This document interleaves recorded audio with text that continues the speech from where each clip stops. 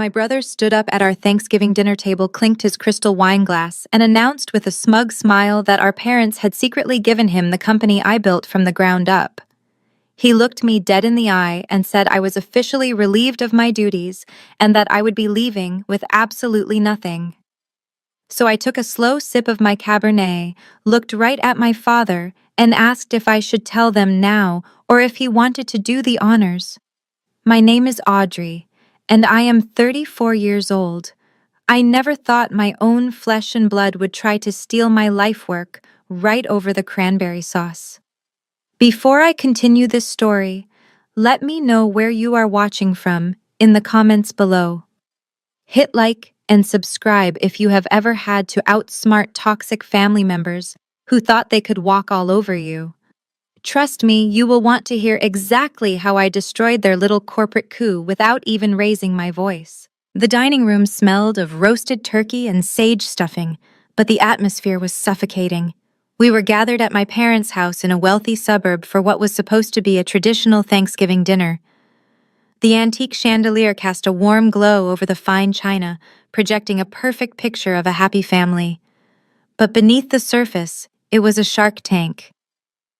I had spent the last decade pouring my blood, sweat, and tears into EcoShift Logistics, a supply chain management firm I founded from nothing. I sacrificed my 20s, skipped vacations, and worked 90-hour weeks to turn it into a highly profitable enterprise.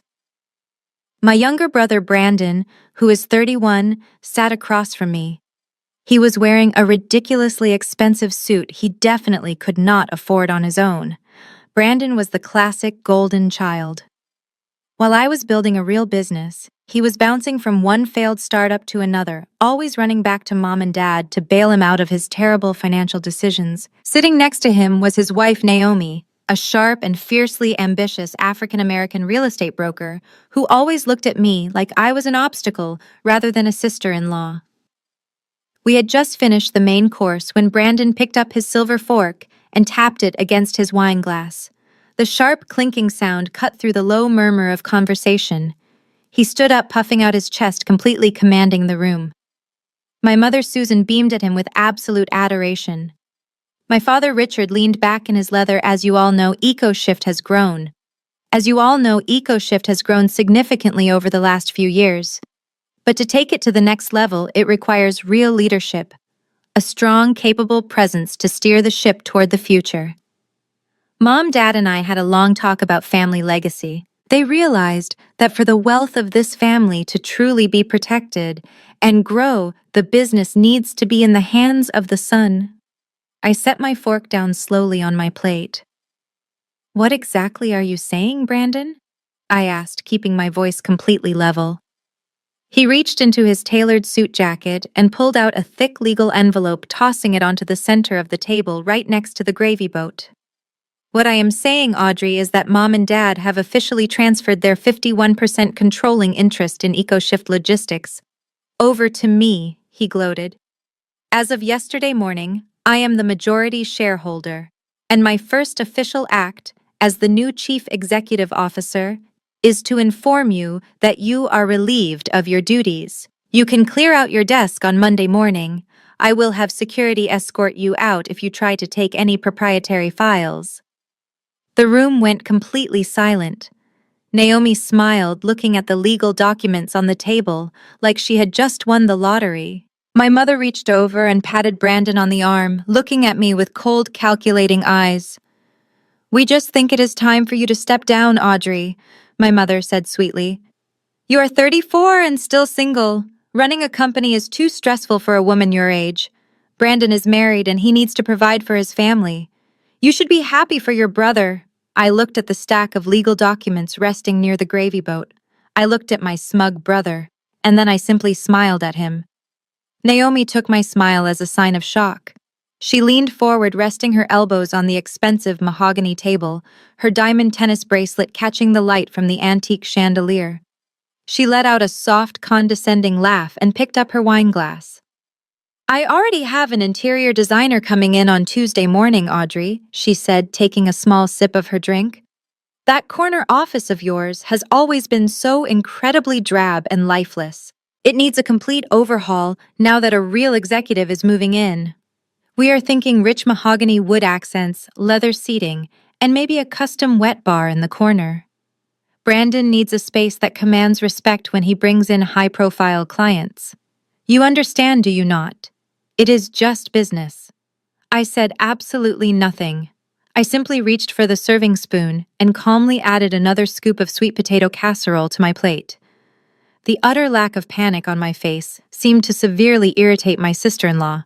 She clearly wanted tears. She wanted me to beg or scream or throw a glass against the wall in a fit of hysterical rage. Instead, I cut a piece of turkey, dipped it in the cranberry sauce, and took my time chewing, perfectly composed.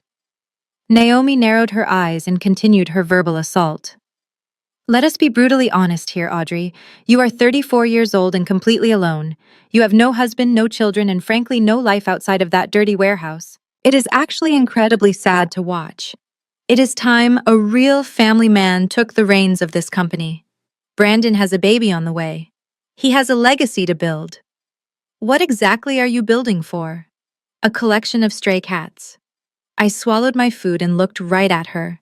Naomi was a highly successful real estate broker who sold multi-million-dollar homes to wealthy clients. She was smart, cutthroat, and incredibly driven. But she had made one massive miscalculation when she married my brother. She assumed our family had generational wealth. She looked at the giant suburban house, the luxury cars, and the country club memberships, and assumed Brandon was the heir to an empire. She had no idea that I was the one paying for the country club. She had no idea that Brandon was basically a trust fund kid, without an actual trust fund, surviving purely on my parents' willingness to enable his endless delusions of grandeur. You should view this as a blessing, Naomi continued, her voice dripping with fake saccharine sympathy. Brandon is going to offer you a very generous severance package out of the kindness of his heart. 2 months of your current base salary. You can take that money and finally go on a vacation. Go to Bali or Tuscany. Do one of those eat, pray, love retreats. Find yourself. Maybe find a man who can actually tolerate a woman with such a rigid and masculine energy. Because sitting behind a desk running a logistics company has clearly done nothing for your personal life. My mother nodded enthusiastically from the other end of the table. Naomi is entirely right, sweetheart. We are doing this for your own good, so please do not be difficult. You have been looking so tired and aged lately. Those dark circles under your eyes are just terrible. Now you can focus on softening up a bit. Maybe join my gardening club or take a cooking class. I took another slow, deliberate bite of my dinner. The turkey was incredibly dry, but the psychological warfare happening at this table was delicious. They were all waiting for the massive emotional explosion. My father sat back with his arms crossed, playing the role of the silent, powerful patriarch who had just orchestrated the master stroke of the century. He honestly thought he had outsmarted me using the very company I bled for to set up his golden boy for life. Brandon smirked, tapping his fingers aggressively on the table. So are we going to do this the easy way or the hard way, Audrey? I have a private security team ready to box up your personal items this weekend. You do not even have to come into the building and embarrass yourself. Just hand over your company laptop and the office keys right now, and we can finish this nice Thanksgiving dinner as a family. No hard feelings. I carefully placed my fork and knife down on my plate, laying them perfectly parallel to each other. I picked up my linen napkin and politely dabbed the corners of my mouth. The silence in the dining room stretched tight like a rubber band about to snap. I could hear the grandfather clock ticking in the hallway. I looked at the stack of legal documents resting near the gravy boat one more time. The legal transfer of ownership, the 51% majority share. The sacred piece of paper they thought was their golden ticket to the immense wealth I had built from the ground up over 10 agonizing years. I looked back at Naomi, whose perfectly contoured face was frozen in an expression of arrogant triumph. She really believed she was going to be the wife of a millionaire chief executive officer by Monday morning. She had already spent the corporate money in her head. She had already envisioned the elite private school for her unborn child, the luxury European vacations, and the undeniable social status of running EcoShift Logistics. It was almost a shame to ruin her perfectly crafted fantasy. Almost. It was almost a shame to ruin her perfectly crafted fantasy. Almost. My father finally shifted in his leather chair, causing the antique wood to creak beneath him. He folded his large hands over his stomach and gave me a look that can only be described as victorious. For my entire life, Richard had viewed me not as a daughter, but as a highly performing asset.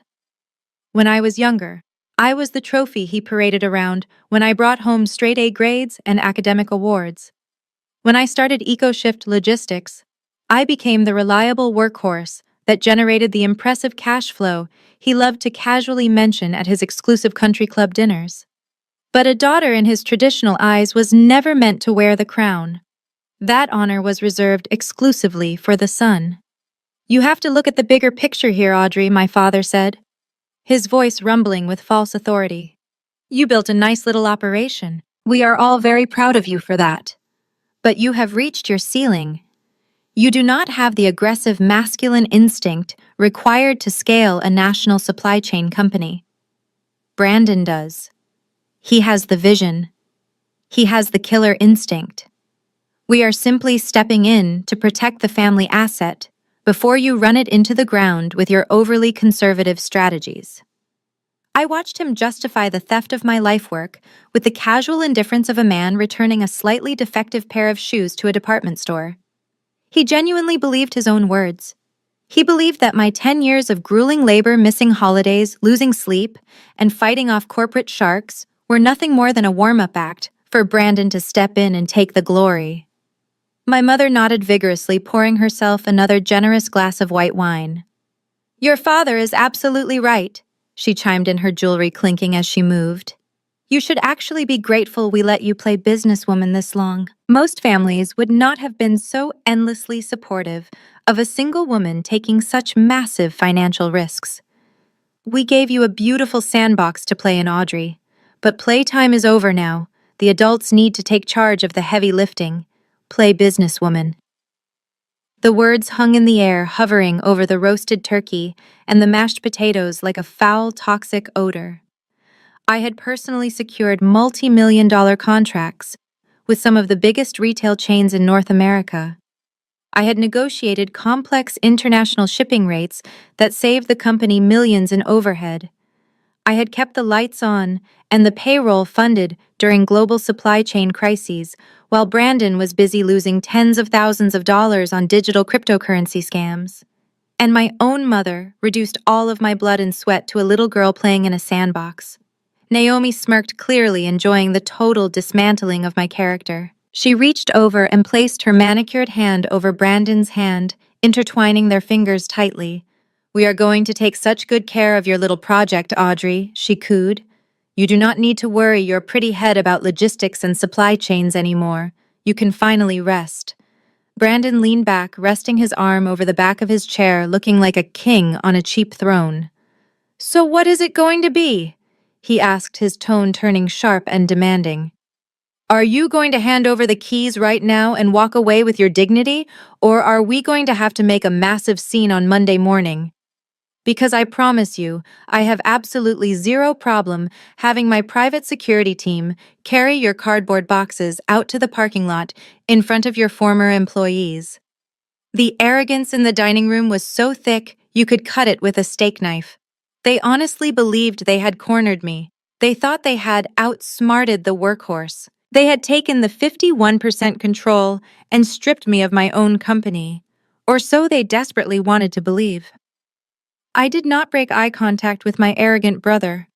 I reached down and picked up my white linen napkin, pressing it gently to the corners of my mouth. I placed it neatly beside my dinner plate, making sure the edges were perfectly aligned. I picked up my crystal glass of Cabernet, holding it delicately by the stem, and took a long, slow sip. The wine was rich, heavy, and tasted like absolute victory. I set the glass down on the coaster. I turned my head slowly, shifting my gaze away from Brandon, away from Naomi, and away from my mother. I locked my eyes directly onto my father.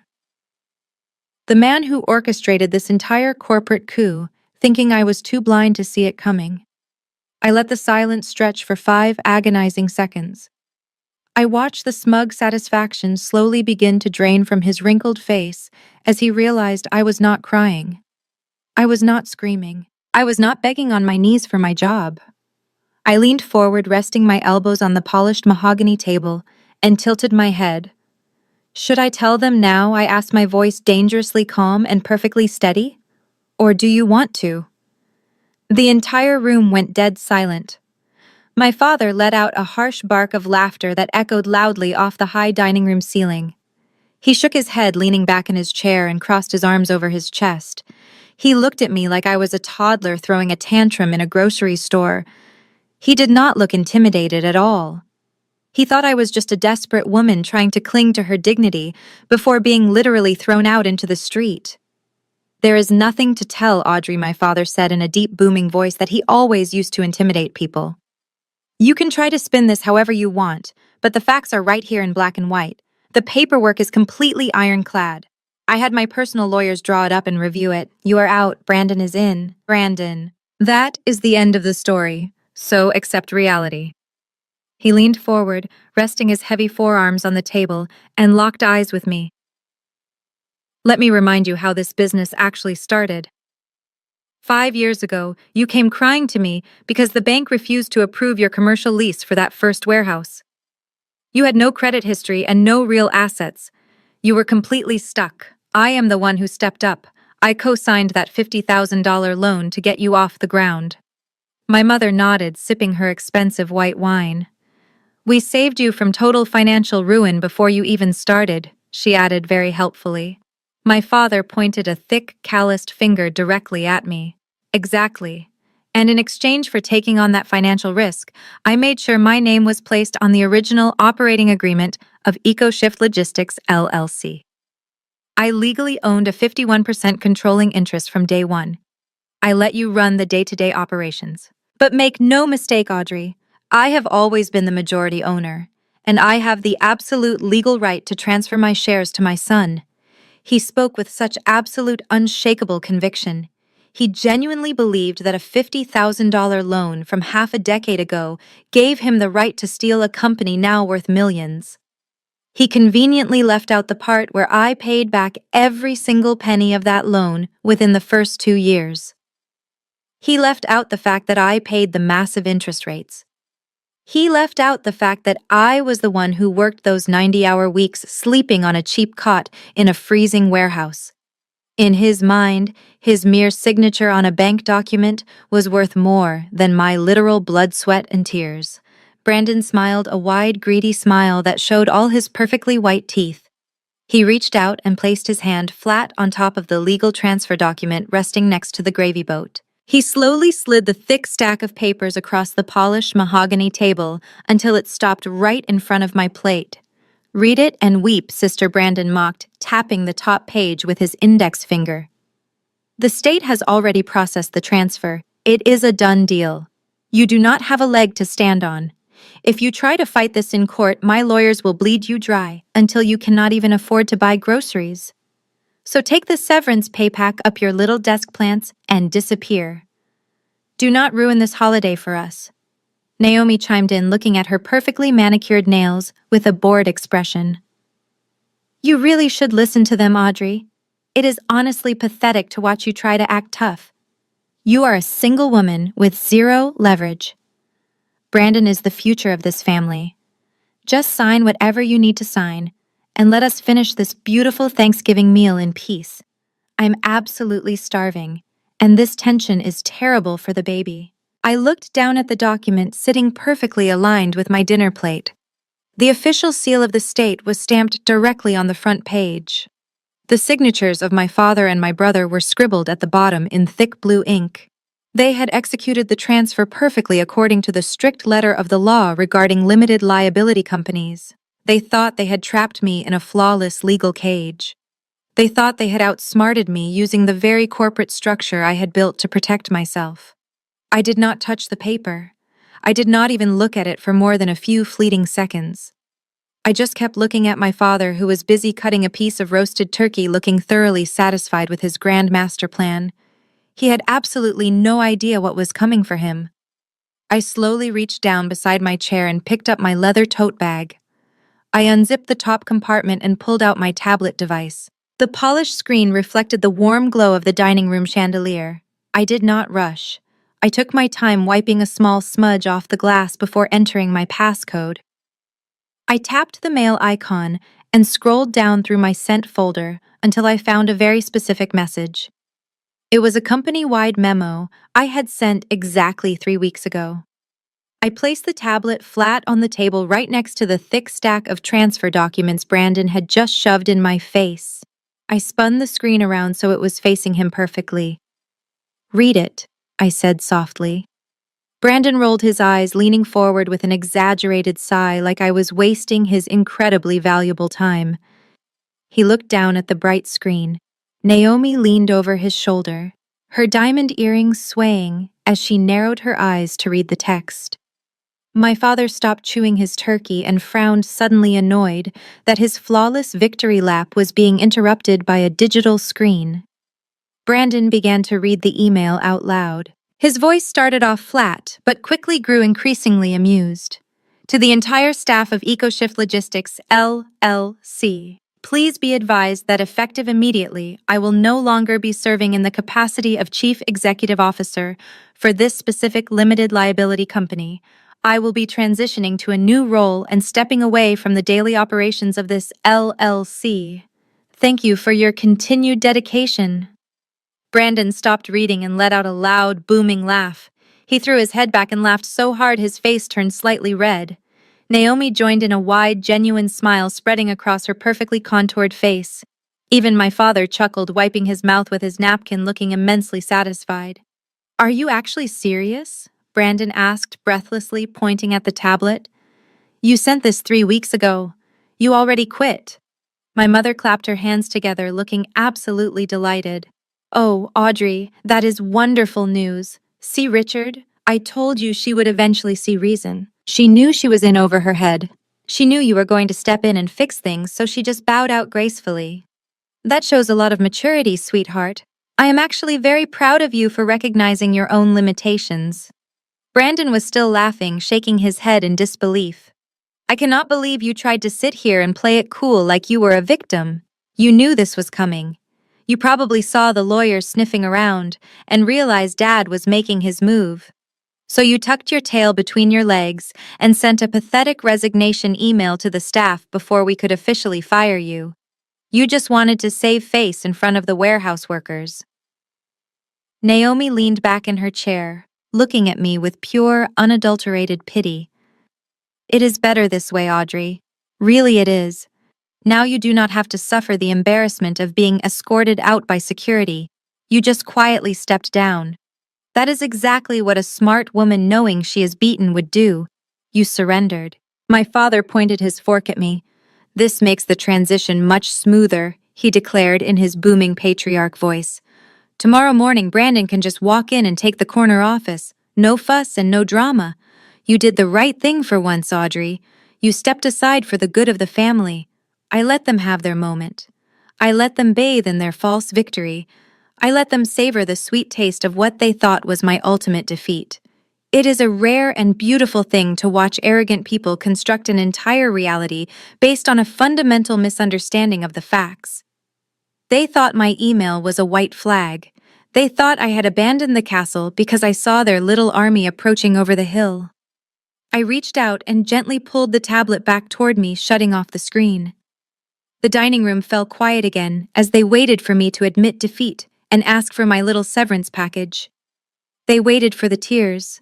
They waited for the apology. I rested my hands on the table and looked directly into Brandon's eyes. I did not resign. I said, my voice steady and clear, cutting through the lingering tension in the room. "I simply relocated my assets." Brandon's smile faltered for a fraction of a second. A tiny flicker of confusion crossed his face. "What are you talking about?" he asked, his tone suddenly defensive. "You just showed me the email. You stepped down as the Chief Executive Officer of EcoShift Logistics, LLC. You admitted it right there in writing to the entire company." "Yes, I did," I replied calmly. "But you clearly do not understand what that actually means." "Yes, I did," I replied calmly. "But you clearly do not understand what that actually means for your immediate financial future." I watched Brandon stare at me with a blank expression. He had spent his entire adult life trying to get rich quick with digital coins and internet schemes, but he knew absolutely nothing about actual corporate law or how real businesses were structured. My father was equally uneducated in this specific arena. He thought owning 51% of a piece of paper made him an untouchable business tycoon. They both severely underestimated how much I had learned in the last 10 years of swimming with actual corporate sharks in the real business world. "Let me give you a free business lesson, Brandon," I said, keeping my voice low and conversational. "A limited liability company is essentially just a legal container. It holds whatever assets and liabilities you choose to put inside it. When I first started EcoShift Logistics 5 years ago, I put everything into that specific container. The warehouse lease, the equipment, the payroll, and eventually the lucrative client contracts. That is the specific container our father co-signed the original $50,000 loan for. That is the container he legally owned 51% of. And that is the container you just proudly transferred into your own name today." Brandon scoffed heavily and crossed his arms over his expensive suit jacket. "Right. The very container that generates $15 million a year in gross revenue. Thank you for the recap, Professor. Are you done stalling now, or do you have more to share?" I smiled, a genuine, relaxed smile. "Not anymore, Brandon. 6 months ago, I realized that my proprietary supply chain software, the actual technology that makes EcoShift so incredibly valuable, was legally vulnerable. I also noticed that our father was suddenly spending an awful lot of time asking my accounting department for long-term financial projections. I saw this exact hostile family takeover coming from a mile away. So I hired a premier corporate law firm in Chicago to completely restructure my entire operation from the ground up. I did not just step down from EcoShift Logistics LLC. I legally established a brand new entity, a Delaware C corporation called EcoShift Global, and over the last 6 months, I have been very busy methodically emptying out the old container. I legally transferred all of the intellectual property, including the custom routing software I coded from scratch, directly over to the new Delaware corporation. Since I was the sole creator and the old operating agreement never explicitly claimed ownership of my independent software code, that transfer was perfectly legal and completely airtight. My father dropped his silver fork. It hit his fine porcelain dinner plate with a loud, sharp clatter. "What exactly are you saying to us, Audrey?" he demanded, his voice suddenly stripped of its booming patriarchal confidence. "I am saying that my new Delaware corporation owns the technology," I replied, keeping my tone dangerously light and pleasant. But I certainly did not stop there. Every single one of my major vendor contracts, including the massive shipping accounts with Sephora and Target, conveniently expired at the end of the third quarter. I simply chose not to renew them under the old limited liability company. Instead, I renegotiated and signed brand new multi-year contracts under EcoShift Global. My new corporation. The one I own 100% of. The one your lawyers have absolutely zero legal claim to. The dining room became so incredibly quiet that you could hear the autumn wind rustling the dead leaves outside the frosted windows. Naomi slowly lowered her wine glass to the table, her hand visibly shaking. She was a real estate broker. She understood contracts. She understood asset transfers. She was the first one to fully realize the sheer magnitude of what I had just done to her husband. Brandon looked down at the thick stack of legal transfer documents sitting proudly next to the gravy boat. He stared at the official state seal, the piece of paper he genuinely thought made him a millionaire executive. His face began to lose its color, turning a sickly shade of pale gray. "You did not steal a multi-million-dollar logistics empire, Brandon," I said softly, leaning forward so he could hear every single syllable. "You stole an empty shell. The company you just claimed majority ownership of does not own the operating software. It does not own the corporate branding. And as of yesterday, it has exactly 0 active clients. There is no revenue coming in on Monday morning. There is absolutely no revenue coming in next month. You just proudly took over a completely hollowed-out corporate husk." Brandon swallowed hard, his Adam apple bobbing nervously against his expensive silk tie. He looked over at our father, who was suddenly intensely interested in the intricate wood grain of the mahogany table. But Brandon was not ready to surrender. His ego had always been his absolute biggest blind spot. He puffed out his chest and pointed an accusing finger directly at me across the table. "You are lying," he stammered, trying desperately to sound authoritative. "You cannot just take the clients and run away. Besides, the limited liability company still has massive physical assets.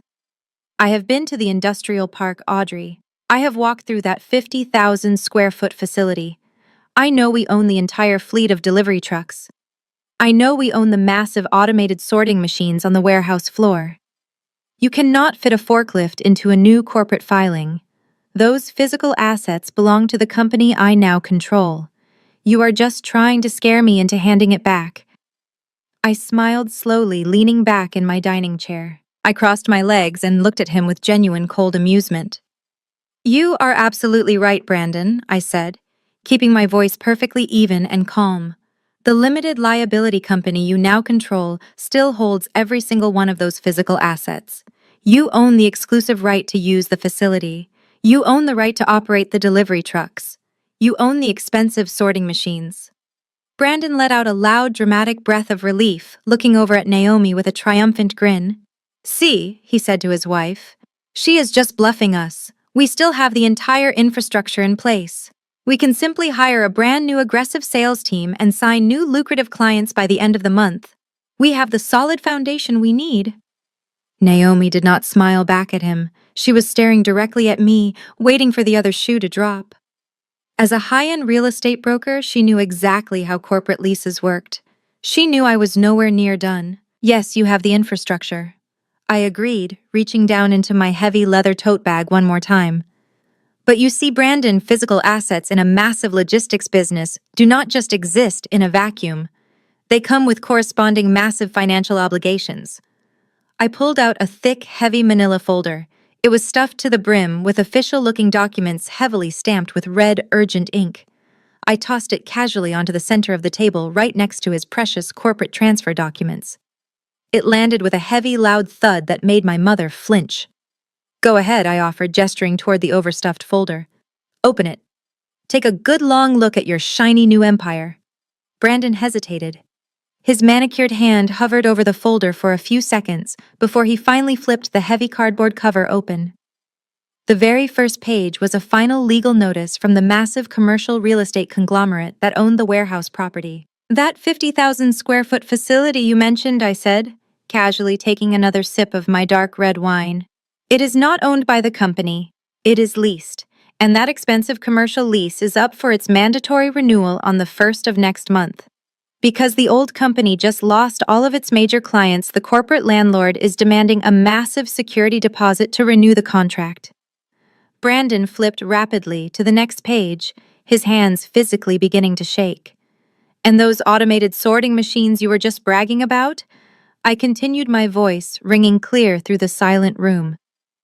"They require mandatory annual maintenance and strict software licensing fees, which are completely due next week. Add in the massive fleet vehicle insurance premiums, the commercial liability coverage, and the deferred state business taxes from the previous quarter." My father finally spoke up, his voice incredibly tight and strained. "How much, Audrey? Exactly how much is owed? How much is—" I looked right at my father and delivered the exact brutal number. $1.2 million, and every single penny of it is due within the next 14 days. The color completely drained from Brandon's face, leaving him looking physically ill. He stared blankly at the stack of invoices, the tax documents, and the commercial lease renewals. $1.2 million, he whispered, his voice cracking horribly. "The company does not have that kind of cash lying around." I nodded slowly in complete agreement. "You are absolutely correct. The old company bank account has exactly $400 left in it. I legally transferred all the operating capital to my new corporation to appropriately service my new vendor contracts, which leaves your new limited liability company entirely insolvent."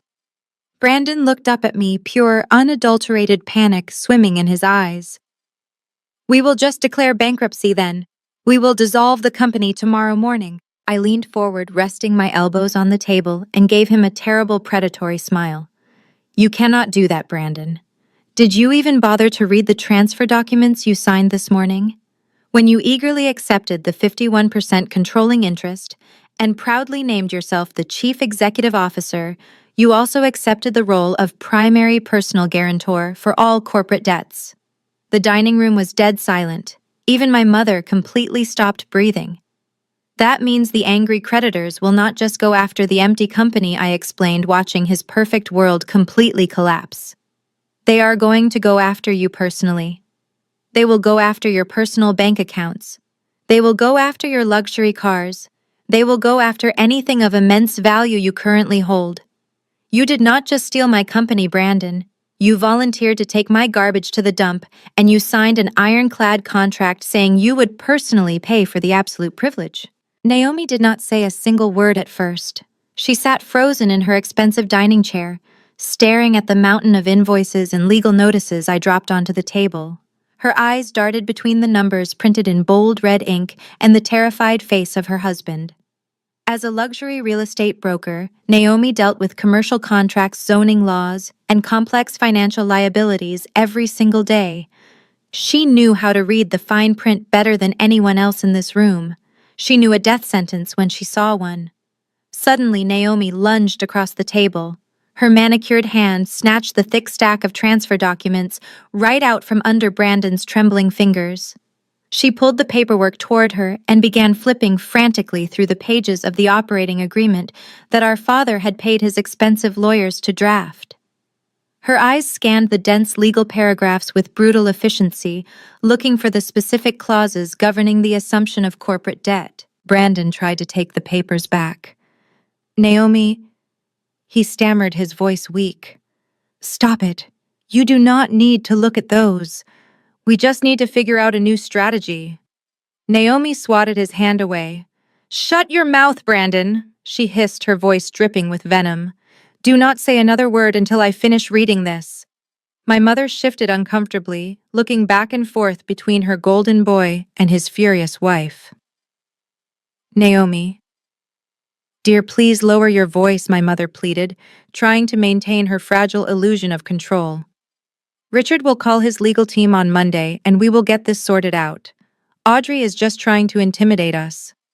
Naomi ignored my mother completely. She reached the fourth page of the transfer agreement, and her finger stopped dead on a specific paragraph. Her face turned an ashen shade of gray. She slowly lifted her head and looked directly at my father. Her eyes were wide with a mixture of absolute disbelief and raw, mounting fury. You absolute idiot, Naomi whispered, staring at my father like he was a stranger. You let him sign a full assumption of liability clause. You transferred the majority ownership without conducting a single audit of the corporate accounts. You handed your son a financial live grenade and told him it was a gold mine. My father puffed out his chest, trying to regain dominance. I secured the family legacy, he barked defensively. The infrastructure alone is worth millions. We will just restructure the debt. It is standard business practice, Naomi. You are overreacting. Naomi let out a dark, bitter laugh. Restructure the debt, she repeated, her voice rising. Richard, you cannot restructure a commercial lease default when the new primary guarantor has a credit score hovering around 600 because of failed crypto investments. I read these clauses every day. The corporate landlord required a personal guarantee for the facility lease. When Audrey stepped down and Brandon took over, that personal guarantee instantly transferred to him. She slammed the paperwork onto the mahogany table, pointing an accusing finger at her husband. Brandon did not just inherit a logistics company, she yelled, her professional composure shattering.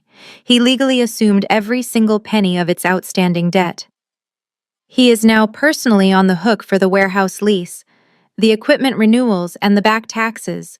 They have a legally binding document that says Brandon will pay them out of his own pocket. Brandon looked physically sick. He grabbed the edges of the table, his knuckles turning white. But I do not have $1.2 million, he choked out, looking wildly around the room. I do not have any liquid cash. Mom, you know I do not have that kind of money. Naomi stood up her chair, scraping violently against the hardwood floor. She looked down at Brandon with an expression of pure disgust. A sickening silence fell over the room as the reality of her next words prepared to destroy their marriage. You do not have liquid cash, Brandon? Naomi said, her voice dangerously low and trembling with rage. But you do have assets, or at least you used to. I watched the entire chaotic scene unfold with immense quiet satisfaction, taking another very slow, deliberate sip of my wine. The trap had sprung flawlessly, and the financial ruin was no longer a theoretical concept. It was a physical weight, pressing down on their chests, suffocating them in real time. Naomi knew exactly what those angry corporate creditors would aggressively come after first. She knew because she was the one who had helped Brandon secure it. And judging by the terrible look of pure absolute terror creeping onto Brandon's pale face, he suddenly realized exactly what she was about to reveal. Naomi turned her entire body to face her husband. The sheer panic in Brandon's eyes was no longer just about the massive corporate debt I had laid out on the table. It was about something much deeper and far more personal. He reached out, grabbing her wrist in a desperate attempt to silence her. Please, Naomi, he begged, his voice cracking into a pathetic whine. Do not say it. We can fix this. Do not do this right now. She yanked her arm out of his grasp with such violent force that her crystal wine glass rattled heavily against the polished mahogany wood. Do not touch me, she hissed, her voice vibrating with a terrifying restrained fury. You told me this was a sure thing, Brandon. You looked me dead in the eyes and promised me that your father was handing you the keys to an absolute goldmine.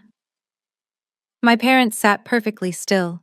My mother looked down at her lap, suddenly unable to meet anyone's gaze. My father cleared his throat loudly, shifting his considerable weight in his expensive leather chair. I watched the dynamic shift in the room with absolute fascination. The united front they had so proudly displayed just 20 minutes ago was rapidly fracturing into a million jagged pieces. Naomi stood up straight, towering over Brandon, who was now physically shrinking into his seat. Tell her what you did, Brandon. Naomi demanded, her voice rising to a dangerous pitch. Tell your brilliant sister exactly how you managed to convince your father to hand over the majority ownership today. Because we both know Richard does not just give things away for free. Brandon squeezed his eyes shut, shaking his head miserably. He was completely defeated. Since my husband is suddenly incapable of speaking, I will tell you, Audrey, Naomi said, turning her burning gaze toward me. 2 weeks ago, Brandon came to me with this brilliant master plan. He said your father was finally ready to push you out, but Richard wanted financial security for his retirement. Brandon convinced me that if we bought out your parents' original equity stake, they would sign over the controlling interest immediately. He said it was the investment opportunity of a lifetime. I slowly set my wine glass down. A new layer of this twisted family betrayal was unfolding right before my eyes. You bought them out? I asked, raising an eyebrow. With what money, Naomi? Brandon does not have a trust fund, and he has never held a steady job for more than 6 months. Naomi let out a harsh, bitter sob that sounded like a piece of glass breaking. We used our house, she cried out, her professional composure completely breaking down. Brandon convinced me to take out a $300,000 second mortgage on our home. I am a real estate broker, Audrey. My entire career relies on my credit and my property investments. But I trusted my husband. We leveraged our beautiful house, and we gave all of that cash directly to your father. My father suddenly looked very uncomfortable. He reached for his water glass, avoiding my eyes. It was a standard buyout agreement, he mumbled defensively. Brandon wanted skin in the game. I needed to know he was serious about taking over the family legacy. It was a perfectly legitimate business transaction. Legitimate business transaction, Naomi screamed, her voice echoing off the high ceiling of the dining room.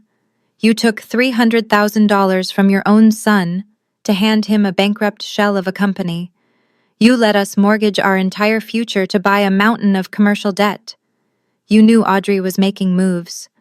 You had to have known something was wrong. But you just wanted to cash out before the ship sank, and you let your own son go down with it. The horrific reality of the situation washed over the table. Brandon had not just accepted a toxic asset, he had paid a massive premium for it. And my parents, who loved to preach about family loyalty and legacy, had eagerly taken that money knowing full well they were completely screwing over their favorite child just to line their own retirement accounts. If those creditors call in the debts on Monday morning, Naomi continued, her voice trembling violently, they are going to come after the new majority shareholder. They are going to see the equity in our home. They are going to place a lien on my property. You did not just ruin your own life, Brandon. You destroyed my business, my credit, and my home all in one single afternoon. This was supposed to be our secure future. Now it is a massive financial nightmare that will definitely haunt us forever. You absolutely disgust me. I am done. Naomi stood there, chest heaving, as she glared at the man she married. The silence that followed her declaration was deafening. My mother let out a sharp gasp, pressing her hands against her cheeks. She looked at my father, expecting him to somehow magically fix this massive disaster. But my father was no longer sitting back in his chair with that smug, patriarch smile. The reality of Naomi and her furious threat had completely shattered his illusion of absolute control. Richard realized in that exact moment that the $300,000 he had quietly squeezed from his own son was entirely tied to a worthless, debt-ridden shell. He knew that if Naomi filed for divorce and the commercial creditors came knocking, that money he took for his retirement would be dragged straight into a brutal legal battle. A bankruptcy court would claw that money right back out of his personal bank account. His perfect retirement plan was suddenly a massive legal liability. His face turned a deep, alarming shade of purple. He slammed his heavy fists onto the mahogany table, causing the fine china and the crystal wine glasses to rattle violently. He stood up, towering over the table, his chest heaving with uncontrolled anger. He did not yell at Brandon or Naomi. Instead, he turned his burning rage entirely toward me.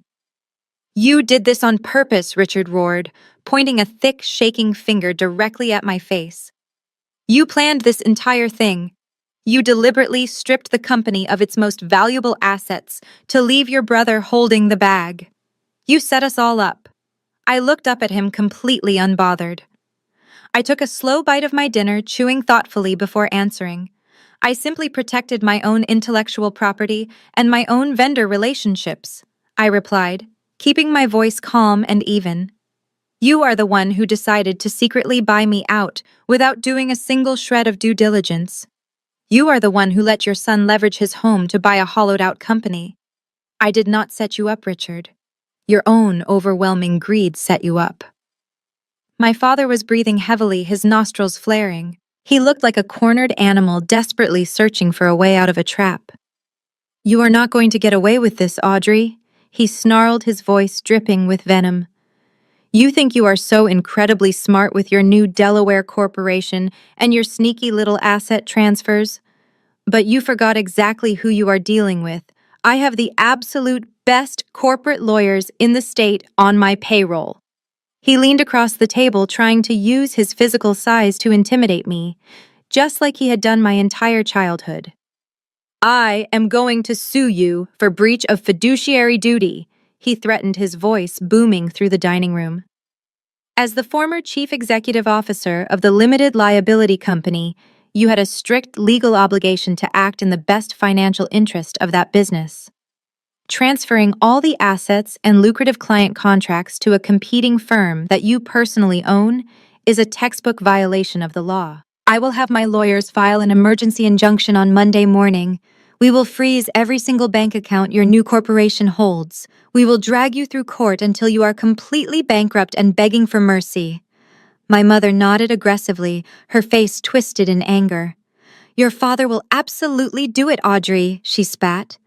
"You have crossed a massive line today. You do not just steal from your own family and walk away smiling. We will take everything back." Brandon looked up, a small glimmer of desperate hope returning to his pale face. He looked at our father like a drowning man looking at a life raft. "Yes," Brandon croaked, his voice weak. "We will take it to court. We will prove you illegally embezzled the company assets." I sat there listening to their desperate, pathetic threats. They honestly believed they still held a winning card. They thought they could use the legal system to bully me back into submission. They thought my months of meticulous planning could be undone by a simple temper tantrum and a threat of heavy litigation. I looked at my father. I looked at my mother. And then I looked at my brother. And I began to laugh. I did not just chuckle. I threw my head back and let out a genuine, loud, ringing laugh that echoed off the dining room walls. It was the laugh of a woman who had spent 10 years walking on eggshells, suddenly realizing she was completely invincible. My laughter seemed to shock them more than the financial ruin itself. Richard stopped yelling. Susan stared at me like I had lost my mind. Brandon shrank back in his chair. "You think you can sue me for breach of fiduciary duty?" I asked, wiping a genuine tear of amusement from my eye. I reached back into my heavy leather tote bag. "Oh, Richard, you really should pay closer attention to your own email inbox." I pulled out a single crisp piece of paper and placed it firmly on the table. It was a printed copy of a digital contract. I slid it across the smooth mahogany wood until it rested directly next to his precious transfer papers. I watched my father look down at it. His eyes darted across the bold legal heading at the top of the page. The deep purple anger in his face slowly began to curdle into pure confusion. "Do you remember 2 months ago?" Richard Vi asked, keeping my voice conversational like we were simply discussing the weather. "I bought you that all-expenses, paid luxury golf trip to Cabo San Lucas. I flew you out first class. I booked you the presidential suite at the resort. I even paid for your unlimited bar tab at the clubhouse." My father stared at me. He did not say a single word. His thick hands remained frozen on the armrests of his chair. "You never even thanked me for that trip." I continued resting my chin on my folded hands. "You just assumed it was your absolute right as the patriarch to reap the lavish benefits of my hard work. You spent 5 days down there living like an absolute king on the corporate credit card, while I was back here managing a massive supply chain crisis. You even bragged to your country club friends that you were the true mastermind behind EcoShift, and that you deserved the vacation. But I did not send you to Mexico because I felt generous. I sent you there because I needed you deeply distracted." Naomi let out a sharp breath, her eyes widening as she realized exactly where this was going. As a broker, she dealt with digital contracts daily. She knew how easily arrogant, wealthy men ignored the fine print when they felt invincible. "On the 3rd day of your trip, you were playing the 14th hole overlooking the ocean," I said, perfectly recalling the timeline. "You were at least 4 margaritas deep. I know this because you posted a very blurry picture of your cocktail on your social media account. And right at that exact moment, I sent you an email. The subject line simply said it was a routine administrative update for our annual tax filings." My father reached out with a trembling hand and slowly picked up the piece of paper. "You did not want to stop playing golf to read a boring legal document," I said, my voice dropping to a low, steady hum. "You just wanted to clear the annoying notification off your phone so you could get back to your game. So you opened the DocuSign link, you scrolled rapidly to the very bottom, and you used your thumb to digitally sign your name. You did not read a single paragraph. But the software logged your exact internet protocol address, your geographic location in Cabo, and the precise second you legally bound yourself to those terms." Richard was completely silent. His eyes were scanning the text on the page, moving frantically back and forth like a trapped animal looking for a way out. "Read the second paragraph out loud for the table, Richard," I instructed, leaning back in my dining chair. He did not speak. His jaw was clenched so tightly I thought his teeth might shatter right there in his mouth. "Fine, I will read it for you," I said, reciting the legal clause from memory. "The majority shareholder hereby explicitly authorizes the unrestricted transfer of all intellectual property, custom software architecture, and existing vendor contracts from EcoShift Logistics to EcoShift Global. Furthermore, the majority shareholder permanently waives any right to contest this transfer, litigate against the founder, or claim breach of fiduciary duty in any future legal proceedings." My mother gasped loudly, clutching the pearls at her neck. "Richard!" she whispered, her voice filled with absolute terror.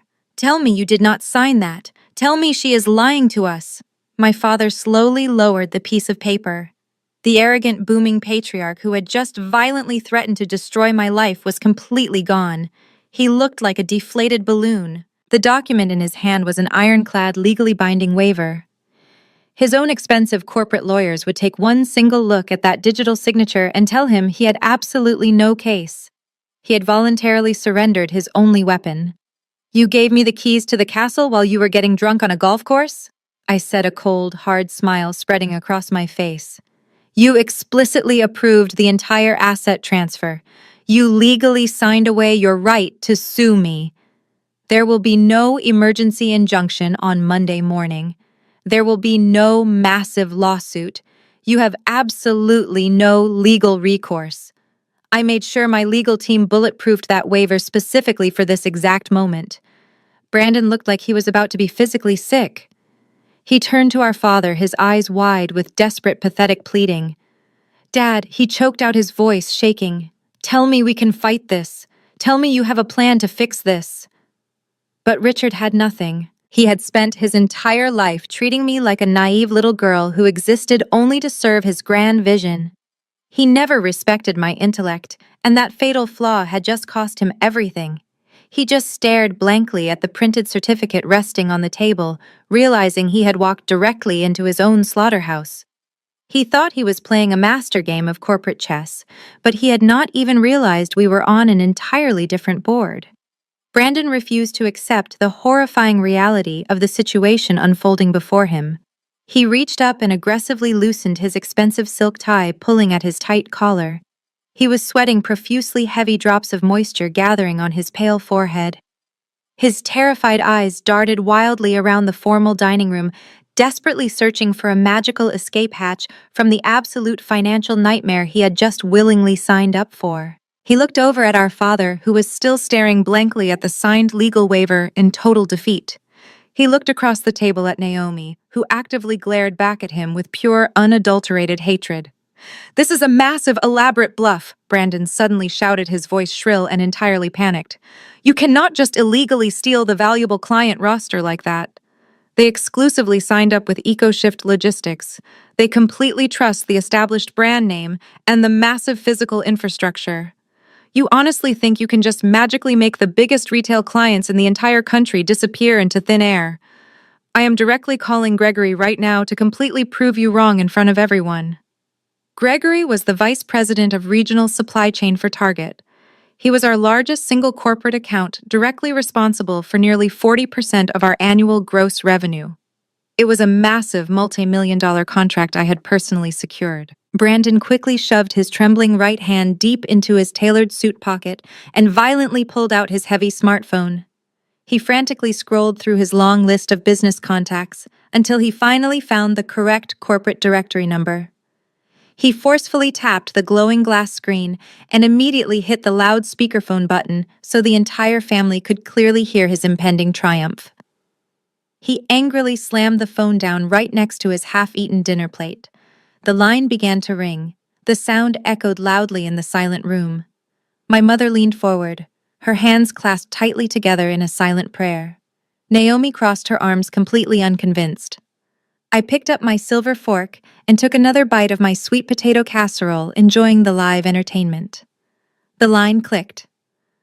"This is Gregory?" a professional voice said. "Gregory, my man!" Brandon yelled, leaning over his phone, projecting absolute confidence.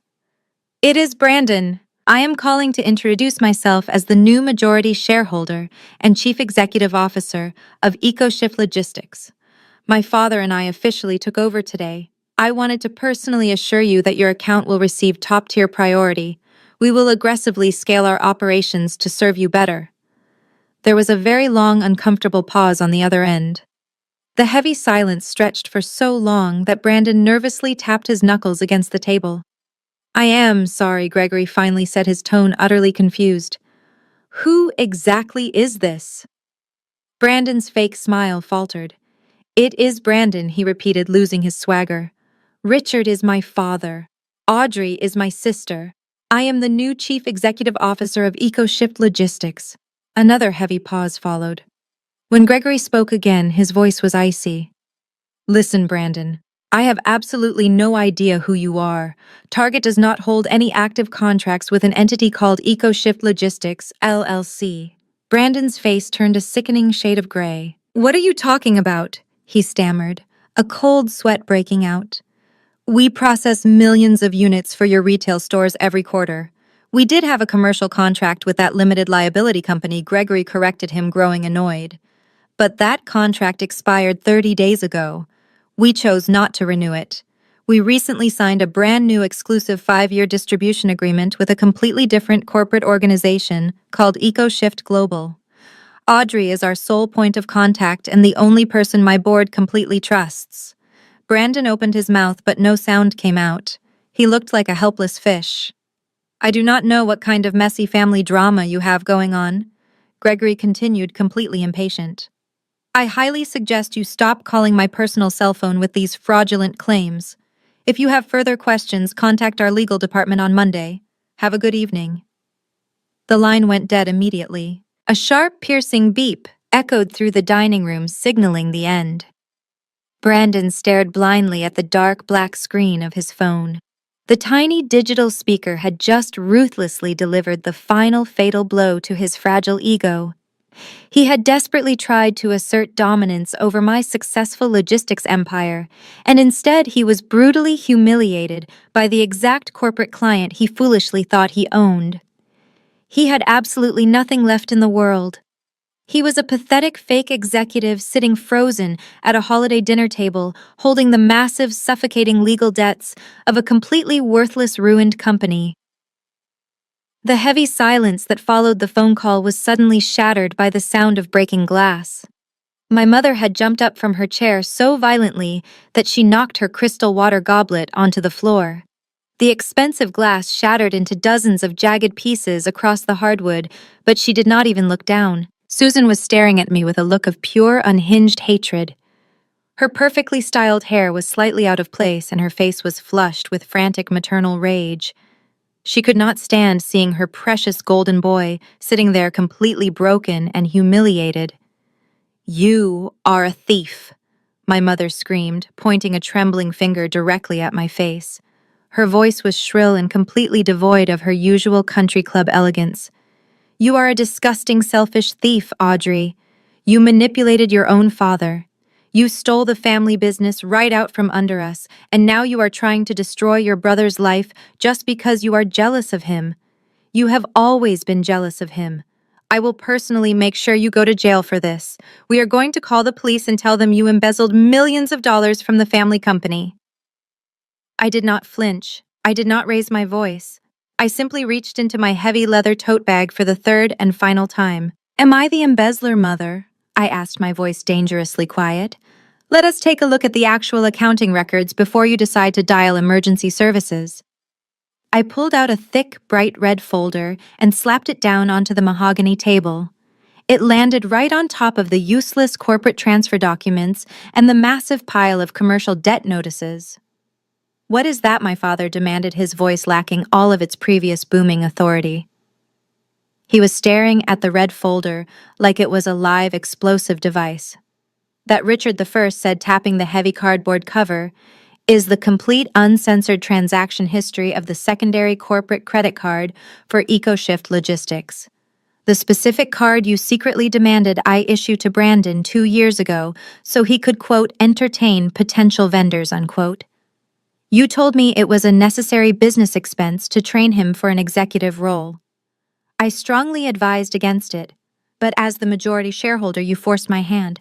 Brandon's head snapped up. The sickly gray color of his face instantly drained into a ghostly absolute white. He knew exactly what was inside that red folder. I opened the cover and pulled out the first page of the highlighted bank statements. I did not even need to look at the numbers because I had memorized them months ago. "Would you like to hear how your brilliant son has been entertaining our vendors?" I asked, looking directly at my mother, who was still standing rigid by her chair. "Let us review his highly professional executive expenses. Last March, he charged $14,000 at a VIP nightclub in Miami. He expensed it as a client dinner. I checked our corporate logs, and we do not have a single vendor or client located within 500 miles of Miami." Naomi whipped her head around to glare at Brandon. Miami, she hissed, her voice lethal. You told me you were at a logistics conference in Atlanta last March. I flipped to the next page. In July, he initiated a direct corporate wire transfer of $35,000 to an offshore digital currency exchange. He categorized it in the accounting software as an international freight tariff. He used company money to buy unregulated crypto tokens, which completely collapsed in value 3 days later. That is $35,000 of operating capital gone instantly. Brandon buried his face in his hands, letting out a pathetic, muffled groan. And my absolute personal favorite, I continued pulling out a glossy receipt from a luxury boutique. Last Christmas, he used the corporate card to purchase a $12,000 diamond tennis bracelet. He classified it as a year-end bonus for a top-tier warehouse manager. I looked directly at Naomi. She was wearing a very nice watch, but she was definitely not wearing a $12,000 diamond tennis bracelet. She realized it at the exact same moment. Her eyes widened and she looked at Brandon with a level of disgust that could melt solid steel. He had used company money to buy expensive jewelry for another woman, while simultaneously begging his wife to take out a second mortgage on their family home. My father sat entirely frozen. Even he did not know the full extent of Brandon's financial abuse. He had enabled his son, but he had never bothered to actually check the ledgers. You want to sue me for breach of fiduciary duty, Richard? I asked, turning my attention back to the defeated patriarch. You want to drag my new Delaware corporation into a lengthy legal discovery process. Go right ahead. File the paperwork on Monday morning. But the exact second your lawyers file that suit, I am taking this bright red folder and I am handing it directly to the Internal Revenue Service. My mother slowly sank back down into her chair, completely defeated. The federal government does not play games with corporate tax fraud. I explained, my voice cold and absolute. Co-mingling personal luxury expenses with corporate accounts and writing them off as tax deductions is a massive federal crime. If you sue me, the IRS audits the old limited liability company. They will immediately see that the new chief executive officer has been routinely embezzling thousands of dollars. Brandon will not just lose the company. He will not just lose his house. He will be sitting in a federal prison cell for wire fraud and tax evasion. So tell me, Richard, do you still want to call your lawyers? Richard did not answer me. He slowly lowered his eyes to the table, staring blankly at the polished wood. The great patriarch of the family, the man who had ruled our household with an iron fist for decades, had completely surrendered. He knew I had him perfectly cornered. If he tried to protect his own ego by fighting me in court, he would send his favorite son directly to a federal penitentiary. The illusion of our perfect wealthy family finally shattered into a million irreparable pieces right there over the Thanksgiving turkey. No one spoke. The only sound in the room was the heavy, ragged breathing coming from Brandon. He was staring at the glossy receipt for the diamond tennis bracelet like it was a venomous snake about to strike him. But the strike did not come from the receipt. It came directly from his furious wife. Naomi stood up so fast her chair tipped backward and crashed loudly onto the hardwood floor. She did not even flinch at the noise. She stepped toward Brandon, her entire body vibrating with a terrifying cold rage. My family warned me about you, Naomi said, her voice dangerously low and dangerously steady. When I first brought you home to meet my parents in Atlanta, my father took one look at you and told me exactly what you were. My brothers told me you were nothing but a lazy, entitled little boy pretending to be a man. They saw right through your expensive tailored suits and your elite country club membership. They told me you completely lacked the fundamental work ethic to ever provide for a family. Brandon looked up at her, his eyes begging for mercy. Naomi, please, he whispered. Let us just go home and talk about this in private. I can easily explain everything. Explain what? Naomi shouted, her voice echoing off the high ceiling. Explain how you mortgaged our entire future for a bankrupt shell. Explain how you let your brilliant sister do all the hard work for 10 years while you played pretend executive. Or do you want to explain the $12,000 diamond bracelet you bought for someone else while I was paying our residential mortgage out of my own real estate commissions? She grabbed her water glass from the table and threw the ice-cold liquid directly into his pale, sweating face. Brandon gasped, shrinking back into his chair as the water dripped down his nose and completely soaked his pristine white collar.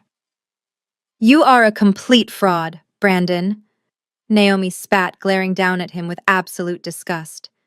"You have absolutely nothing to offer a successful woman like me.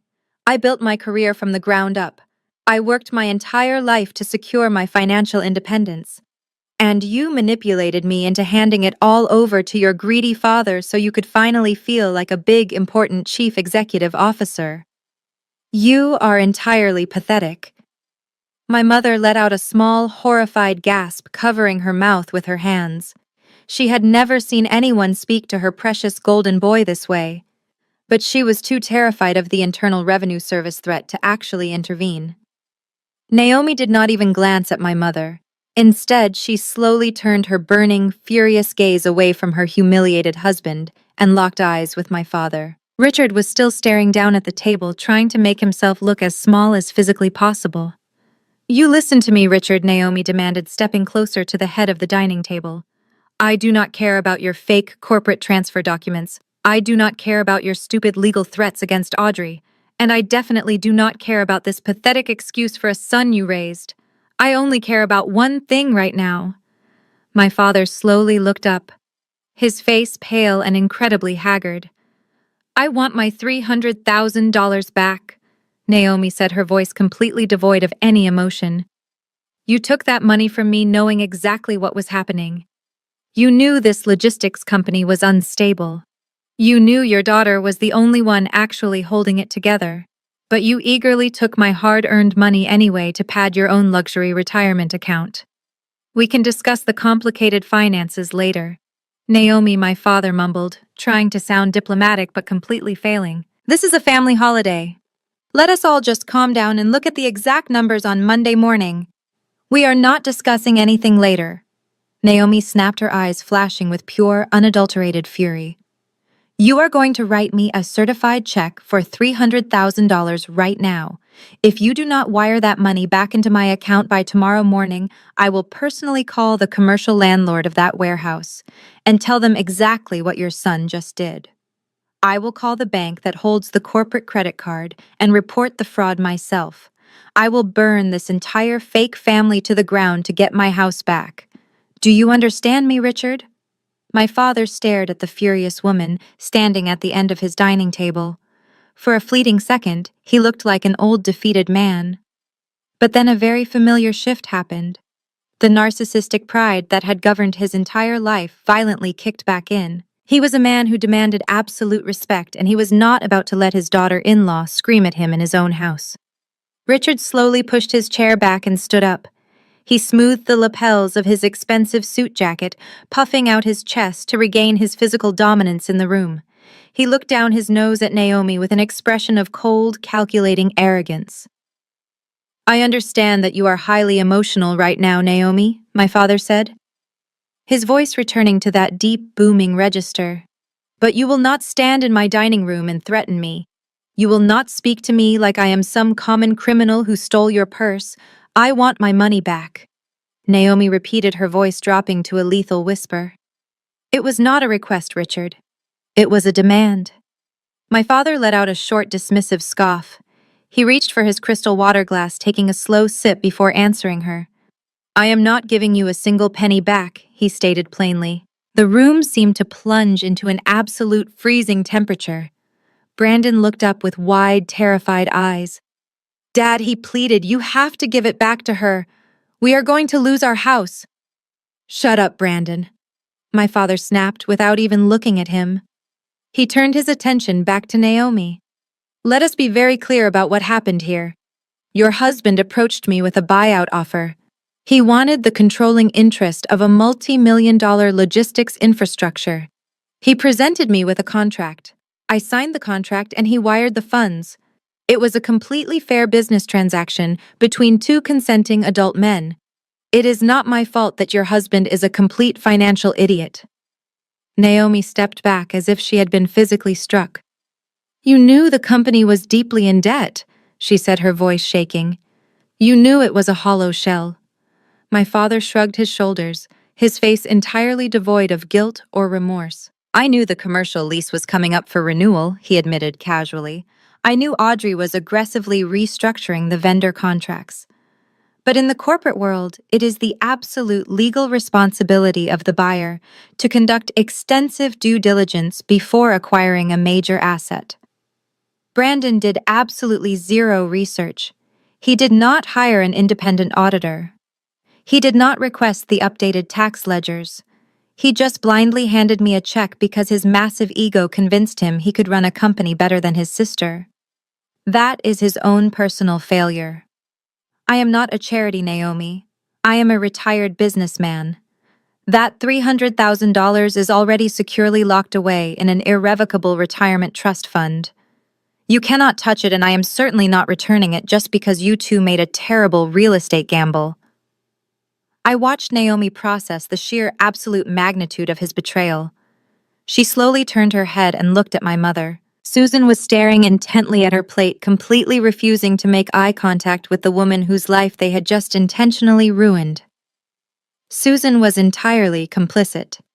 She was perfectly happy to sacrifice her son and his pregnant wife if it meant securing her own luxury retirement lifestyle. The illusion of the wealthy, respectable suburban family evaporated into thin air. Naomi finally saw them exactly the way I had seen them for the last 20 years. They were parasites. They wore expensive clothes and lived in a beautiful manicured home, but they fed on the hard work and financial stability of anyone they could sink their teeth into. First, they fed on me. And when I finally cut off their supply, they eagerly turned around and fed on their own golden boy. You are monsters, Naomi whispered, shaking her head in total disbelief. Both of you. You raised a lazy, entitled fraud, and then you completely robbed him blind. She let out a dry, hollow laugh that held absolutely no humor. I used to wonder why Audrey always kept her distance from this family. I used to think she was just cold and difficult. But you people are a completely toxic infection. You actively destroy everything you touch. Naomi slowly reached down and picked up her expensive designer handbag from the floor. She did not look frantic anymore. She looked terrifyingly calm. I am going to call my lawyers on Monday morning, she announced, her voice ringing clear and steady. I am filing for an emergency divorce, and I am instructing my legal team to aggressively subpoena those retirement trust records. You might think you executed a brilliant corporate buyout, Richard, but you knowingly committed financial fraud to extract equity from my personal property. I will drag this entire fake family through the absolute mud. My father could not even form a coherent response. He just stared at Naomi as she clutched her designer handbag, standing there like a ticking time bomb. The sheer aggressive force of her threat completely paralyzed him.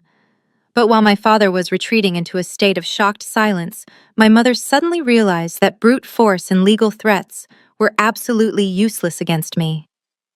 She realized they were completely out of ammunition, so she instantly pivoted to the only weapon she had left in her entire arsenal: emotional manipulation. Susan let out a loud, theatrical sob that echoed sharply in the quiet dining room. Her shoulders began to violently shake, and she buried her face in her hands. It was a performance I had seen 1,000 times before. Growing up, whenever my mother was losing an argument or getting caught in a lie, she would instantly transform herself into a helpless victim. She would cry until the other person felt so incredibly guilty they simply apologized just to make the tears stop. Audrey, please, she wailed, her voice trembling with manufactured agony. Please look at what is happening to our family. We are completely falling apart right before my eyes on Thanksgiving. She pushed her chair back and slowly walked over to my side of the table. She reached out with her perfectly manicured hands and grabbed my forearm. Her grip was desperate and tight. I did not pull away. I just sat there looking at the fake tears streaming down her carefully powdered cheeks. You have made your point, Audrey, my mother cried out, her voice dripping with desperation. You proved that you are the smartest person in the room. You proved that your father underestimated you, and you proved that Brandon needs you. We completely admit it, you won. But please, you cannot let your own brother go to federal prison. You cannot let Naomi lose her home. You have such a good heart, Audrey. You have always been the sensible one. I stared at her completely unmoved.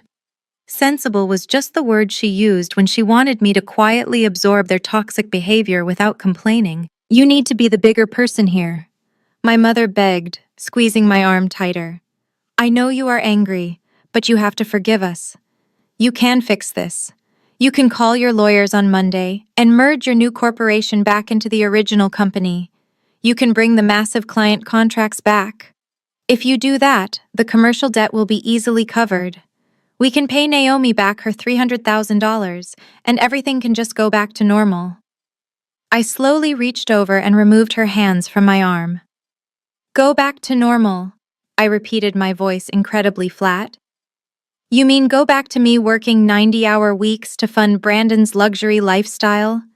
You mean go back to me being the invisible workhorse while he gets paraded around the country club as the brilliant young executive? My mother shook her head frantically, fresh tears spilling from her eyes. No, Audrey. It will be completely different now, she pleaded. Your father and I will make sure Brandon respects you. We will make sure you get the proper credit. But you cannot just walk away and destroy him. You are breaking your mother's heart, Audrey. I raised you to value family above money. How can you sit there drinking wine while your own flesh and blood faces complete financial ruin? She took a deep breath, steadying herself before delivering what she thought was her ultimate emotional masterstroke. You have to look at the bigger picture, Audrey, she whispered, her voice thick with fake emotion. You are 34 years old. You have no husband. You have no children. You chose your career over starting a family, and that is fine. But Brandon is having a baby. He is the one carrying on the family name. Brandon is your family legacy. You cannot punish an innocent unborn child just because you are holding on to some petty resentment. You have to sacrifice this for the greater good of our family bloodline. Naomi let out a sharp sound of pure disgust from the other end of the table. Do not you dare use my unborn child as a pawn to save your worthless son, Susan, she spat. My baby is not a bargaining chip to get you out of federal tax fraud. If my child is his only legacy, then his legacy is entirely built on lies and stolen money. Do not speak for my child ever again. There it was, the absolute ugliest truth of my entire existence laid bare on the Thanksgiving table. In my mother's eyes, my life had absolutely no inherent value because I was not providing an heir to the family name. My massive corporate success, my intelligence, my independence, none of it mattered. I was just a barren branch on the family tree, expected to kindly snap off and turn myself into firewood to keep my brother's house warm. Brandon looked up from his hands, his eyes red and puffy. Please, Audrey, he croaked out, sounding like a pathetic child. I will do whatever you want. I will give you the title back. Just merge the companies. Do it for the baby. I looked at the three of them, my father still paralyzed in his chair, my brother begging like a coward, my mother using her unborn grandchild as a human shield to protect her golden boy. They honestly thought the heavy weight of family guilt would finally break my spine. They thought I would surrender my entire empire just to prove I was a good daughter. They were so incredibly wrong. I pushed my chair back very slowly and stood up from the Thanksgiving table. The antique hardwood floor creaked softly beneath me. I looked down at my mother, whose face was still stained with those entirely manufactured tears. I looked at my father, who was still slouching in total defeat, his heavy shoulders sagging under the weight of his own monumental arrogance. And finally, I looked at my brother, who was staring up at me with the desperate, pathetic eyes of a completely broken man. I am not angry, Mother, I began, my voice perfectly steady and resonant in the quiet room. Anger requires a level of emotional investment that I simply no longer possess for any of you.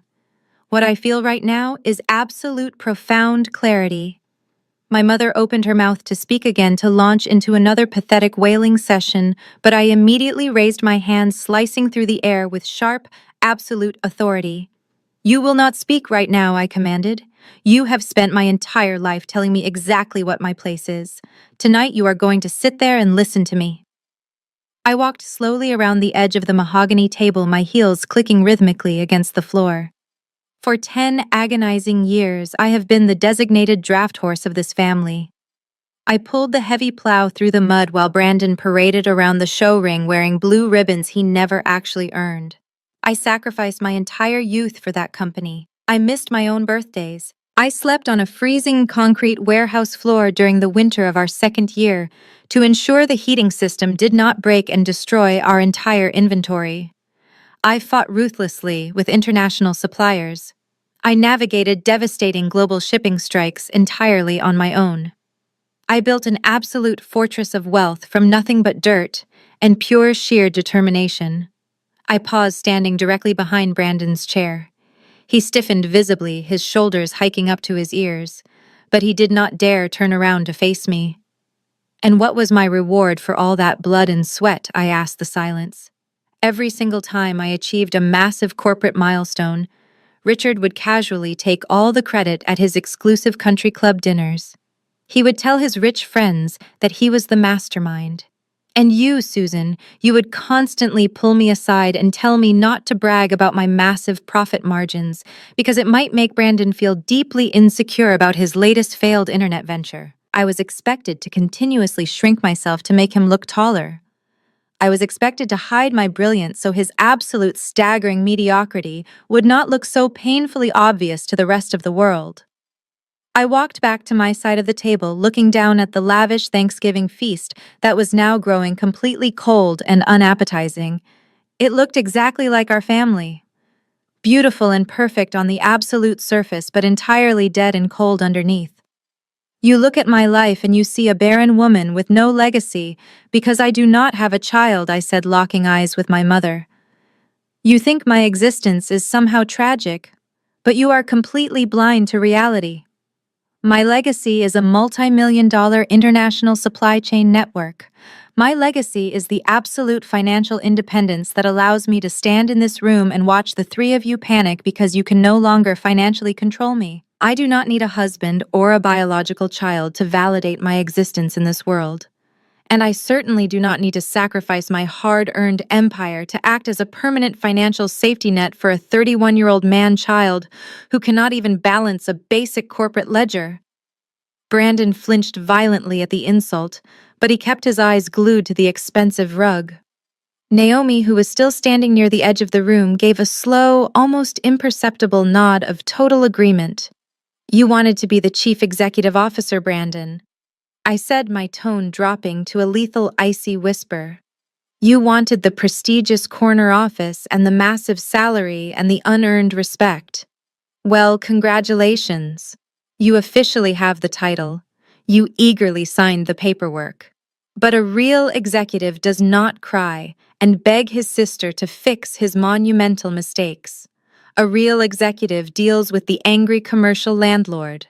A real executive faces the federal tax auditors. You wanted the heavy crown so desperately, and now you get to feel exactly how much it weighs as it snaps your neck. I turned my fierce gaze back to my parents.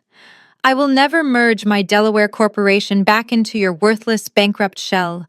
I will never bring my loyal clients back to an entity controlled by people who willingly steal from their own blood. You can cry, and you can scream, and you can try to manipulate me with the sacred concept of family loyalty. But family loyalty is a two-way street. You burned the bridge, you completely salted the earth, and now you are crying because you have absolutely nothing left to eat. I stood up straight, adjusting the cuffs of my silk blouse. I am officially done. I am completely done being your workhorse. I am done funding this toxic, sickening illusion of a perfect family. You created this massive financial disaster entirely on your own, and you will survive it on your own. My legacy is walking out that front door and never looking back. I picked up my designer purse from the floor beside my chair. The heavy silence in the dining room was absolute. My father stared blankly at the wall. My brother stared miserably at the floor. Naomi was still clutching her handbag, looking like she was ready to go to war and burn the entire house down. I turned on my heel, the sound of my shoes sharp against the polished wood, and took my first step toward the grand foyer. I was finally leaving this toxic prison for good. And then the doorbell rang. The loud electronic chime echoed through the massive house, cutting violently through the suffocating tension. It was exactly 8 o'clock at night on Thanksgiving. Nobody expected any guests. The sudden sharp noise made Brandon jump out of his chair like he had been physically shocked.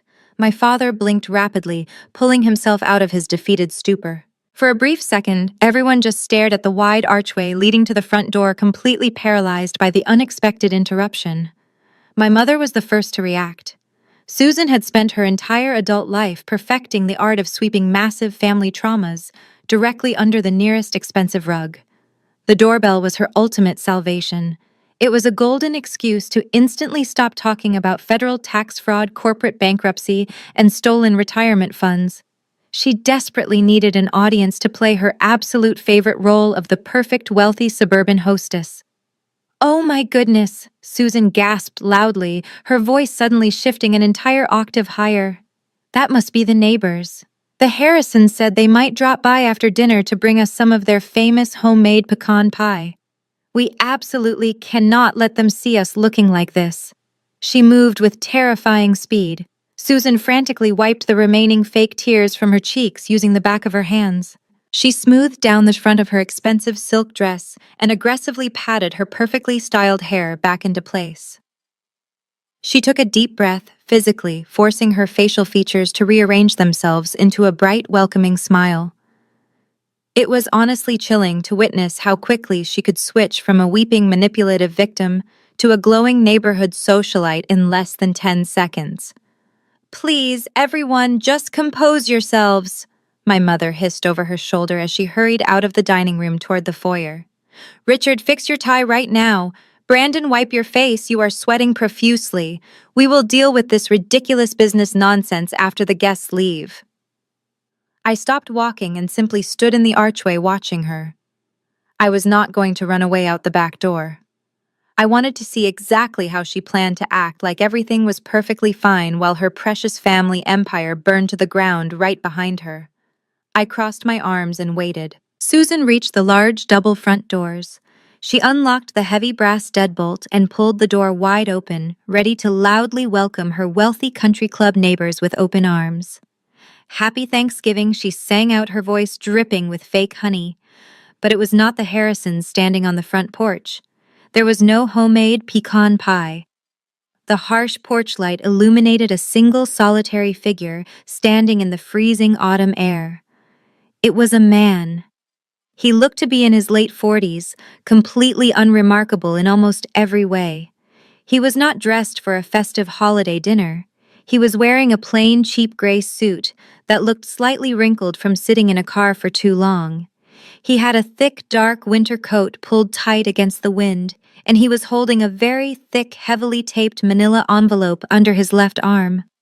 Susan froze, her bright smile instantly faltering. The sheer contrast between her lavish, formal dining room and the cold, professional demeanor of the stranger on her porch was completely jarring.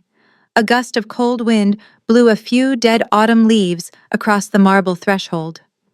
"Oh," she stammered, taking a half step back into the house. "I am sorry. I thought you were someone else. Can I help you?" The man did not smile back. He did not offer any warm holiday greetings. He simply looked down at a small digital device in his hand, verifying the address of the massive suburban mansion. He looked back up at my mother, his expression completely blank and entirely focused on his specific task. He was clearly a man who was used to interrupting family dinners. "Good evening, Ma. Am the man," said his voice flat and perfectly practiced. "I am looking for a specific individual. Can you please confirm if this is the primary legal residence of Brandon?"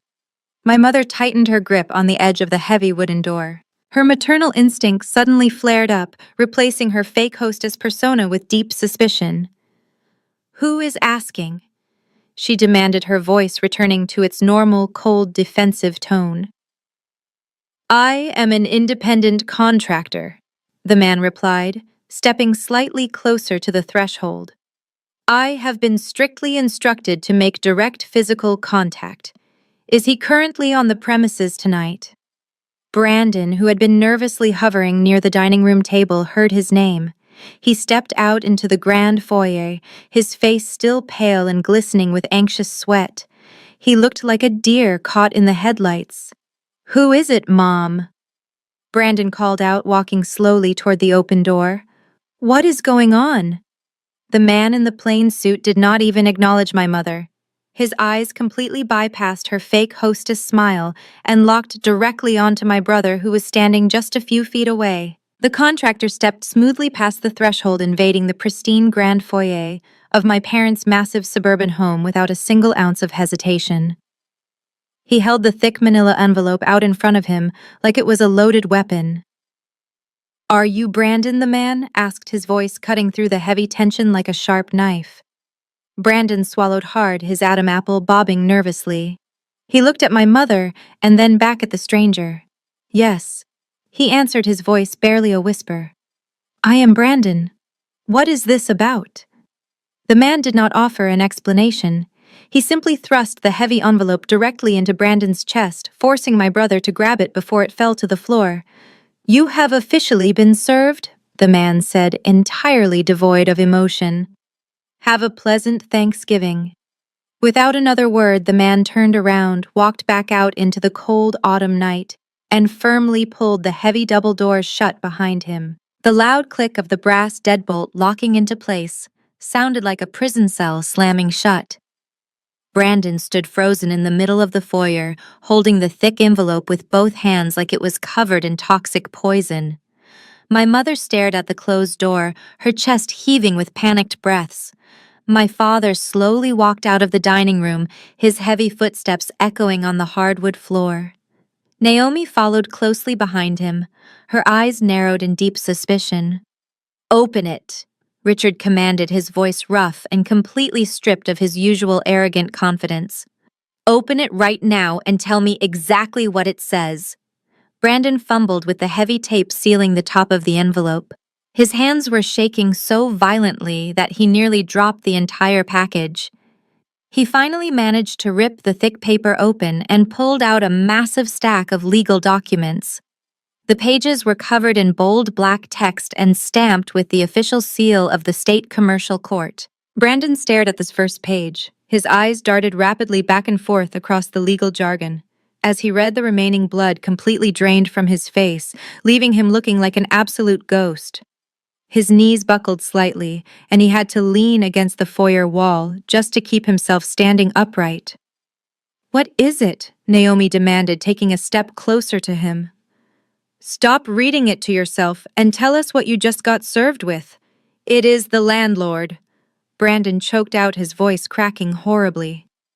"The commercial real estate conglomerate that owns the main warehouse. They filed an emergency legal injunction this afternoon." My father grabbed the papers directly out of Brandon's shaking hands. Richard quickly scanned the document, his face twisting into a mask of pure, absolute horror.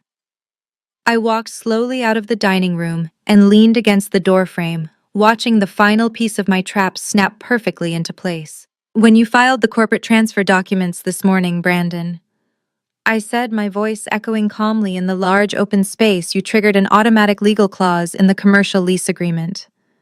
The landlord requires the primary guarantor to have a proven pristine credit history to maintain the massive square footage of that facility.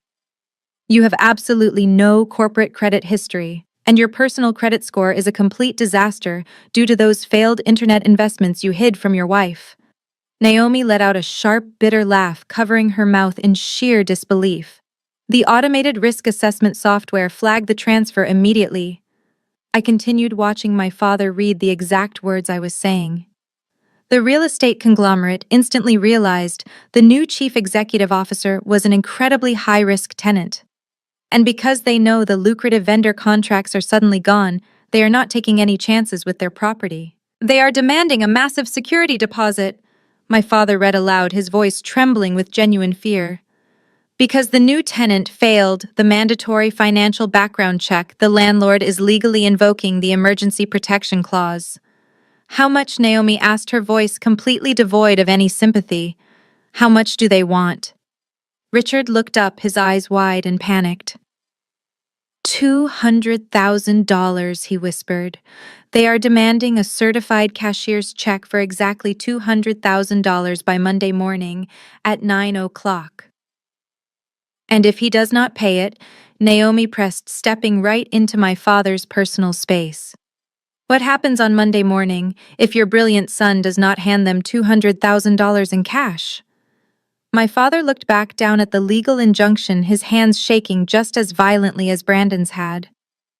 If the funds are not fully secured by the deadline, the commercial landlord will instantly change the locks on the facility. They will legally seize every single physical asset inside the building. The delivery trucks, the sorting machines, everything.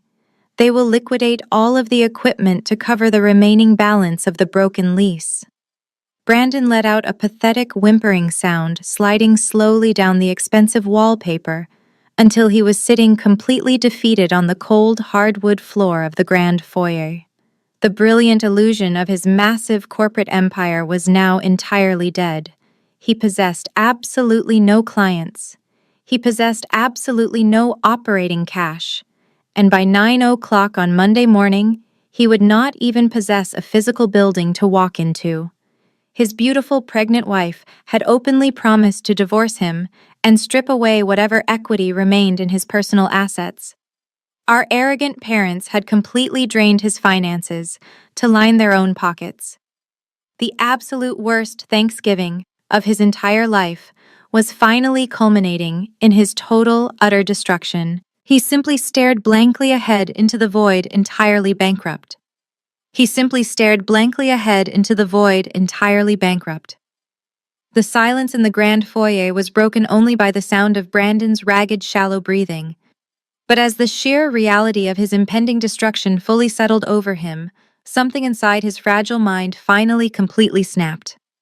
The arrogant, entitled golden boy who had smirked at me over the Thanksgiving turkey just an hour ago completely vanished.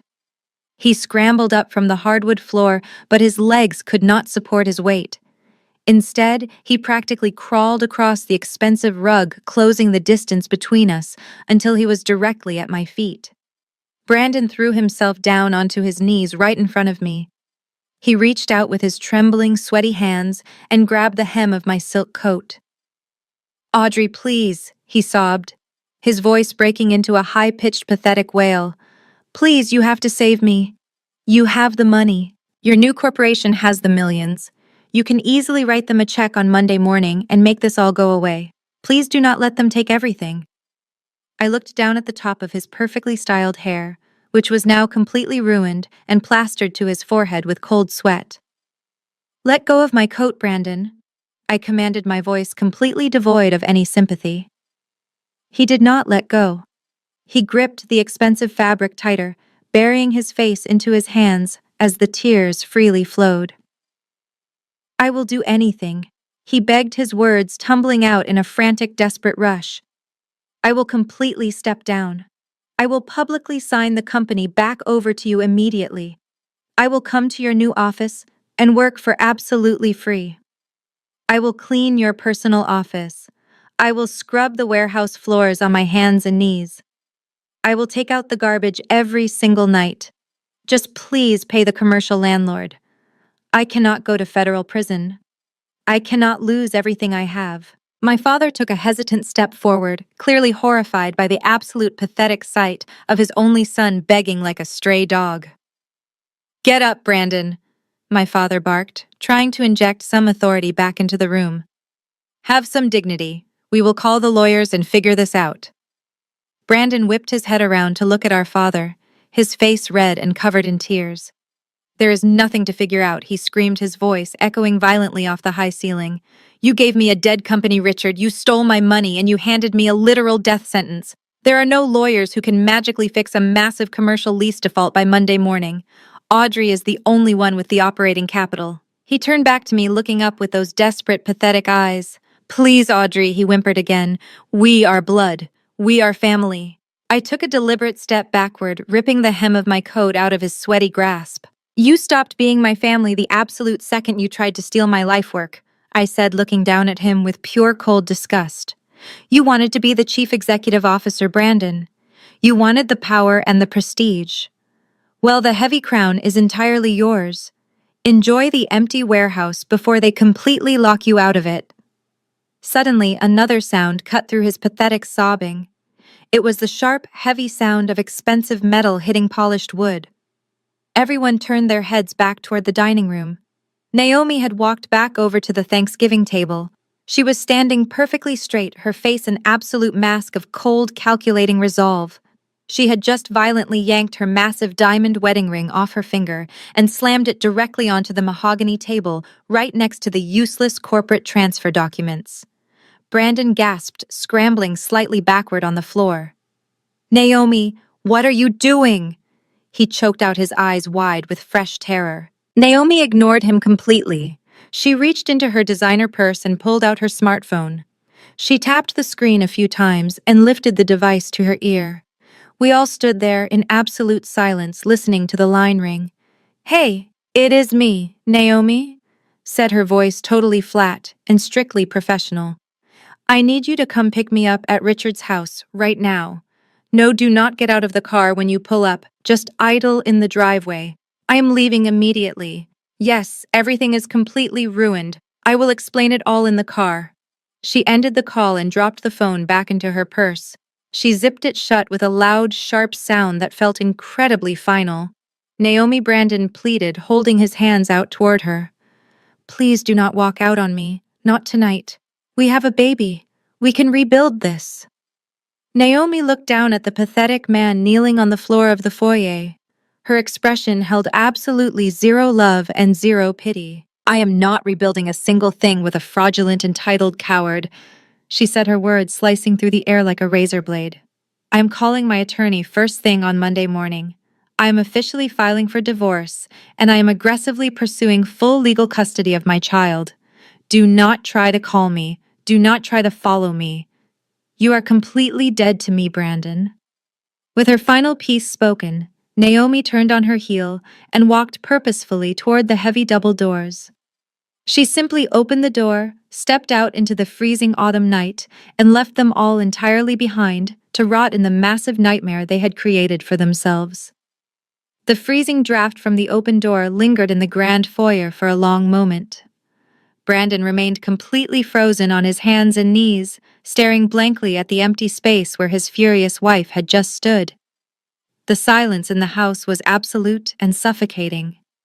My mother did not rush forward to comfort her precious golden boy. My father did not offer a booming speech about family resilience. They were entirely broken by the sheer magnitude of their own greed. I walked past my pathetic brother without looking down at him. My heels clicked sharply against the hardwood floor as I made my way back into the formal dining room. The atmosphere in the room had completely shifted. The glowing warmth of the antique chandelier now felt harsh and incredibly unforgiving. The expensive Thanksgiving feast was totally ruined. The roasted turkey was cold. The crystal wine glasses were scattered haphazardly. The corporate transfer documents resting on the mahogany table looked like literal garbage. I picked up my heavy leather tote bag from the floor and placed it gently on the edge of the table. I stood perfectly straight, taking a deep breath of the sage-scented air. I casually brushed a stray crumb of bread off the fabric of my designer silk dress. I felt an overwhelming sense of lightness washing over my entire body. The massive, heavy chain of family obligation that had dragged me down for over 3 decades had finally snapped. I was no longer the unloved daughter trying desperately to earn a scrap of validation. I was no longer the invisible workhorse pulling the weight of their massive suburban egos. I reached my hand into the side pocket of my tote bag and pulled out a sleek leather checkbook. I unzipped the gold zipper and pulled out a heavy metal fountain pen. The sound of the pen cap clicking off echoed loudly in the quiet room. My father slowly walked back into the dining room, his posture completely slumped. My mother followed right behind him, her eyes red and swollen from crying. They stopped at the edge of the table, watching me with expressions of pure defeat. "What are you doing?" Richard asked, his voice completely hollow. He sounded like a man who had rapidly aged 20 years in a single hour. I did not answer him immediately. I laid the checkbook flat on the polished mahogany wood. I smoothed out the crisp paper of the top check. I pressed the metal tip of the fountain pen against the paper and began to carefully write.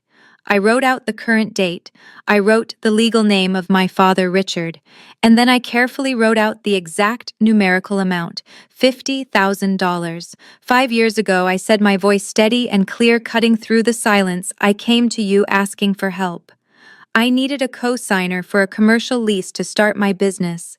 You graciously provided your signature to secure a $50,000 loan.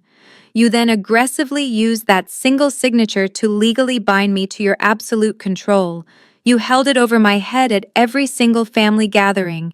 You used it as justification to constantly claim my hard-earned success as your own personal victory. You used it as the ultimate excuse to steal my company today. I signed my name at the bottom of the check with a sharp, definitive flourish. I capped the fountain pen and slipped it back into my tote bag. I gripped the edge of the check and tore it away from the binding with a loud, satisfying rip. I held the crisp piece of paper in my hand for a brief second. I looked at my father, who was staring at the check with a mixture of confusion and absolute dread. I reached across the table, holding the check directly over the centerpiece of their lavish holiday meal. I opened my fingers and let the paper fall. The check fluttered down through the air and landed directly on top of the cold, ruined Thanksgiving turkey. It sat there, resting against the glazed skin, an absolute symbol of our shattered family dynamic. "There is the initial loan you gave me 5 years ago, Richard," I said, looking him dead in the eye. "That is exactly $50,000 drawn directly from my personal corporate account. It clears every single financial debt I have ever owed you. You can use it to help pay off your son's massive commercial lease default, or you can put it back into your luxury retirement fund. I honestly do not care what you do with it." I zipped my tote bag closed and placed the strap over my shoulder. My mother let out a small, pathetic whimper, covering her mouth. I looked at both of them one last time, committing their defeated faces to memory. "Paid in full," I said, my voice ringing with absolute finality. "We are entirely done." I turned my back on them without waiting for another response. My heels clicked against the hardwood floor with a steady, rhythmic cadence. I did not rush. I walked with the slow, deliberate pace of a woman who had just conquered an entire kingdom and was casually strolling out of the burning castle. Behind me, the absolute silence of the dining room finally broke. It shattered like a pane of brittle glass under the sheer weight of my mother's escalating hysteria. Audrey Susan shrieked, her voice vibrating with an ugly, desperate rage. "If you walk out that door, you are completely dead to us. Do you hear me? You are absolutely dead to this family. We will never speak to you again. We will completely erase you from our lives." Her desperate threats echoed off the high ceilings of the grand foyer, but they felt entirely weightless. They were just empty words thrown by a powerless woman who had finally run out of ammunition. I did not slow my pace. I did not turn my head to look back at her. I simply reached out and grabbed the heavy brass handle of the front door. I pulled the heavy double doors open and stepped directly over the marble threshold. The contrast between the stifling, toxic atmosphere of that house and the outside world was absolutely staggering. The crisp, cool autumn air hit my face instantly, clearing the lingering scent of roasted turkey and heavy, expensive perfume from my lungs. It was completely dark outside. The suburban street was incredibly quiet. The tall oak trees lining the perfectly manicured lawns rustled gently in the cold November wind. It was the most beautiful sound I had ever heard. I stood on the front porch for a moment, pulling my heavy silk coat tighter around my shoulders. Through the thick glass of the front door, I could hear the muffled sounds of absolute chaos finally erupting inside the house. My father had apparently found his voice again and was loudly shouting at Brandon. Brandon was screaming right back, crying hysterically about the commercial lease default. My mother was sobbing uncontrollably, her wails piercing through the heavy wooden door. The perfect wealthy family was literally tearing itself apart in the foyer, and I was standing on the outside completely untouchable. I took a deep cleansing breath of the freezing air. The cold felt sharp and pure against my skin. For my entire life, I had been taught to fear this exact moment. I had been conditioned to believe that losing my family would be the ultimate tragedy. But standing there on the porch, listening to them destroy each other, I realized I had not lost anything of actual value. I had only lost a group of incredibly selfish parasites who viewed my existence entirely as a financial utility. I had shed a massive, suffocating skin. I walked slowly down the brick pathway toward the driveway. My luxury sports utility vehicle was parked neatly at the curb, reflecting the warm glow of the streetlights. As I approached my car, I noticed Naomi's vehicle idling a few houses down the street. She was sitting in the passenger seat of her sister's sedan, staring straight ahead. She did not look back at the massive house either. We were both survivors of the exact same shipwreck, swimming away from the sinking vessel in entirely different directions. I unlocked my car and opened the heavy driver's side door. The plush leather interior smelled like expensive clean cedar. It smelled like my own hard work. It smelled like complete, absolute independence. I slid into the driver's seat and pushed the ignition button. The powerful engine roared to life with a low, satisfying rumble. I turned on the heated seats and gripped the smooth leather steering wheel. My hands were perfectly steady. I was not shaking. I was not crying. I felt a profound, overwhelming sense of peace settling deep into my bones. I shifted the car into drive and slowly pulled away from the curb. I did not look in the rearview mirror. I did not take one last lingering glance at the massive brick colonial house that had been my absolute prison for 34 years. I kept my eyes fixed entirely on the road ahead of me. The dark suburban streets were completely empty, lit only by the occasional warm glow of a street lamp. Every single mile I drove put more permanent distance between my brilliant future and their miserable, toxic past. I turned the heater up and let out a long, slow exhale. The night was incredibly dark, but for the first time in my entire adult life, I could see my path absolutely clearly. I pressed my foot down firmly onto the gas pedal. I drove into the calm night, leaving the absolute worst Thanksgiving of my life entirely behind me forever. Exactly 1 month has passed since I drove into the calm night, leaving the absolute worst Thanksgiving of my life entirely behind me forever. They say that karma is a slow-moving train, but in my family case, it arrived with the speed and destructive force of a massive freight locomotive. The spectacular collapse of my arrogant brother and my deeply manipulative parents did not just happen over a few years. It happened over a matter of days. On that following Monday morning at exactly 9:00, the commercial real estate landlord executed the emergency injunction. Brandon, of course, did not have the $200,000 cashier's check. He showed up to the massive logistics facility in his expensive tailored suit, only to find private security guards standing outside the chained gates. They did not let him inside to clean out his desk. They simply handed him a formal notice of asset seizure. The massive fleet of delivery trucks, the automated sorting machines, and the entire physical infrastructure of the limited liability company were immediately liquidated to cover the broken commercial lease. By Wednesday afternoon, EcoShift Logistics, LLC, officially filed for absolute Chapter 7 bankruptcy. But the financial nightmare for Brandon was only just beginning. Naomi was a woman of her absolute word. At 8:00 that same Monday morning, she filed an emergency petition for divorce. During the brutal discovery process, her aggressive attorneys entered the bright red folder of corporate credit card receipts into the public court record. The judge was absolutely unimpressed by a man who secretly mortgaged his marital home to buy an empty company while simultaneously buying a $12,000 diamond tennis bracelet for a completely different woman. Naomi ruthlessly stripped him of every single remaining asset. She forced the immediate sale of their luxury property and walked away with 100% of the remaining equity. She completely secured full legal custody of her unborn child, leaving Brandon with nothing but supervised visitation rights and a mountain of personal debt.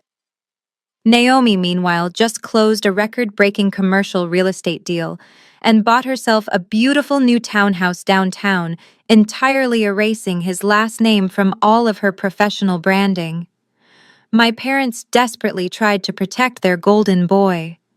When the Internal Revenue Service inevitably caught wind of the rapid bankruptcy and the highly questionable corporate expenses, they initiated a massive forensic audit. Richard, arrogant as always, hired the most expensive corporate defense attorneys in the state to fight the federal government and keep his precious son out of a federal penitentiary. But elite legal representation costs an absolute fortune. When the dust finally settled and the massive legal bills came due, Richard and Susan realized they were completely trapped in the financial nightmare they had helped create. To pay off the heavy federal tax penalties and the astronomical lawyer fees, my parents were forced to completely drain their luxury retirement trust fund.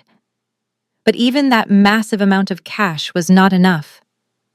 2 weeks ago, the massive brick colonial mansion with the manicured lawn and the high ceilings, the exact same house where they had smugly tried to steal my life work, was quietly put on the real estate market. They had to sell their beautiful, pristine fortress just to keep Brandon from wearing a bright orange jumpsuit. They currently live in a cramped 2-bedroom condominium on the far edge of the city. Richard had to completely resign his prestigious membership at the elite country club. The same wealthy men he used to brag to about his massive business acumen now actively avoid eye contact with him. Susan had to drop out of her exclusive social clubs, entirely humiliated by their spectacular fall from grace. As for the brilliant chief executive officer himself, Brandon finally got to experience the harsh reality of the actual working class. Without my massive corporate umbrella to hide under, and without our parents' deep pockets to constantly bail him out, he had to find a way to pay his court-mandated spousal support. Last Tuesday, I sent one of my junior supply chain managers to a local home improvement store to pick up some basic office supplies. She came back and told me she saw Brandon. He was wearing a bright blue polyester vest with a plastic name tag pinned to his chest, working a minimum wage retail job in the plumbing aisle. The man who confidently told me I was relieved of my duties was now spending his days stocking heavy boxes of PVC pipes for $15 an hour. He has a manager who is 10 years younger than him, barking orders over a cheap walkie-talkie. He spends his long shifts sweeping the cold concrete floors and apologizing to angry customers. While Brandon spends his days apologizing to angry retail customers over discounted plumbing supplies, my own daily reality has moved in an entirely different and brilliant direction. I am currently standing in the center of my brand new corporate headquarters. When I officially dissolved my ties with the toxic family limited liability company, I did not just relocate my massive physical assets. I completely relocated my entire life. I moved EcoShift Global to a sleek, modern high-rise building right in the beating heart of Manhattan. My new corner office is absolutely nothing like the small dark room Naomi so viciously mocked at that disastrous dinner.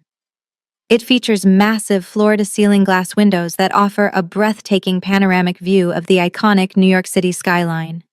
The afternoon sunlight pours into the massive open-concept workspace, reflecting beautifully off the polished white marble floors and the vibrant green plant installations we brought in to match our eco-friendly corporate branding.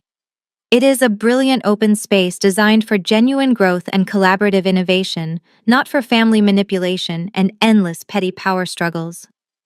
Today is the day before the official Thanksgiving holiday, and the atmosphere in my office is absolutely electric. But we are not working on complex supply chain logistics today. Instead, I am hosting a massive, lavish Friendsgiving celebration for my entire dedicated staff and the true friends who actually supported me.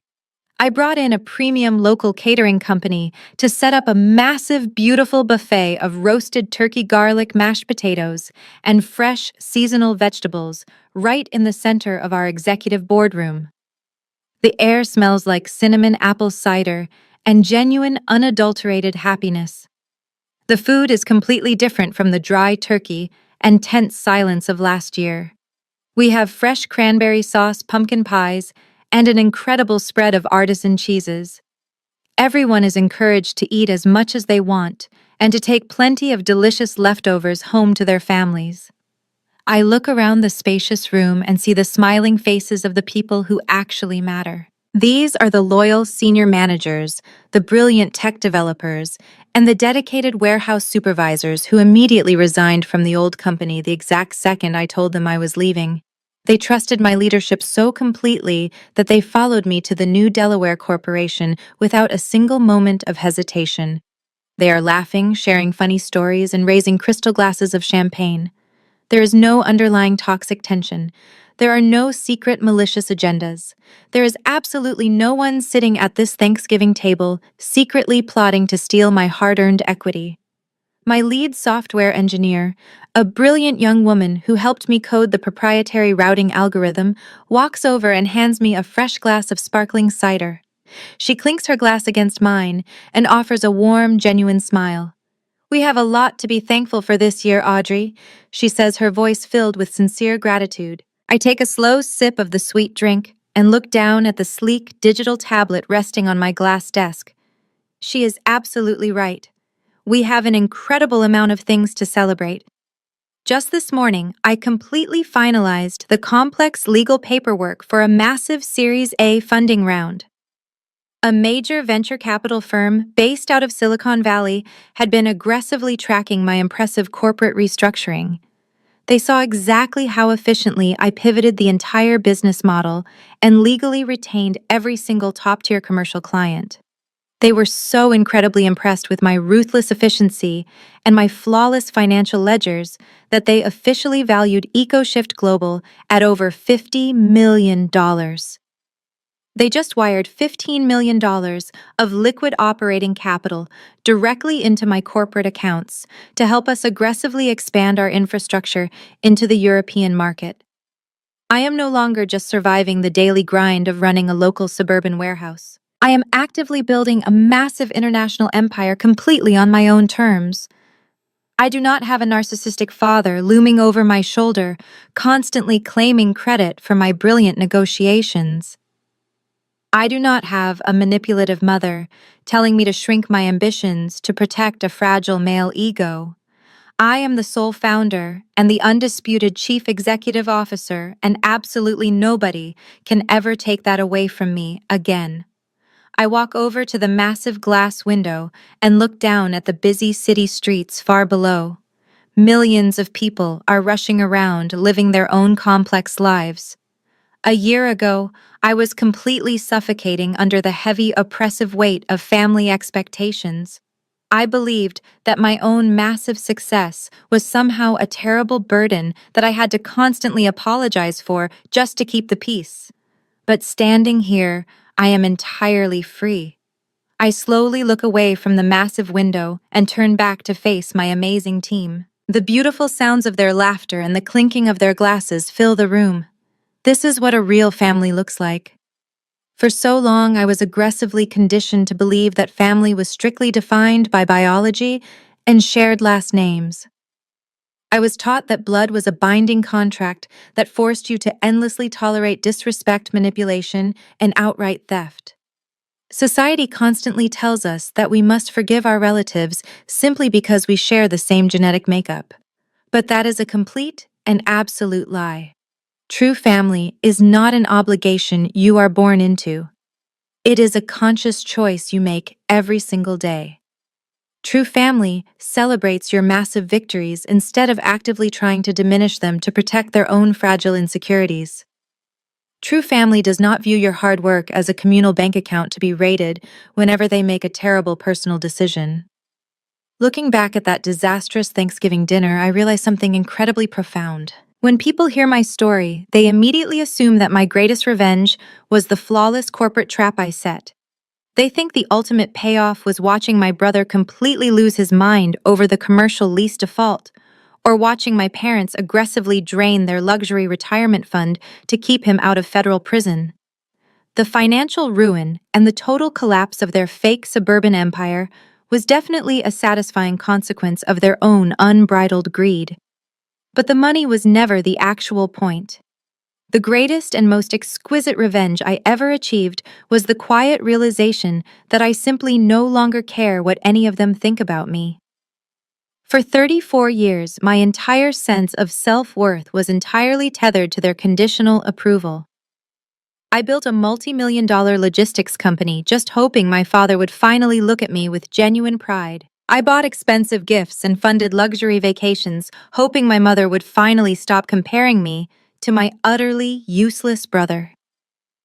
Their opinions dictated my happiness, and their constant criticism kept me locked in an invisible psychological cage. But the exact second I walked out of their front door and stepped into the freezing autumn air, that heavy chain completely shattered.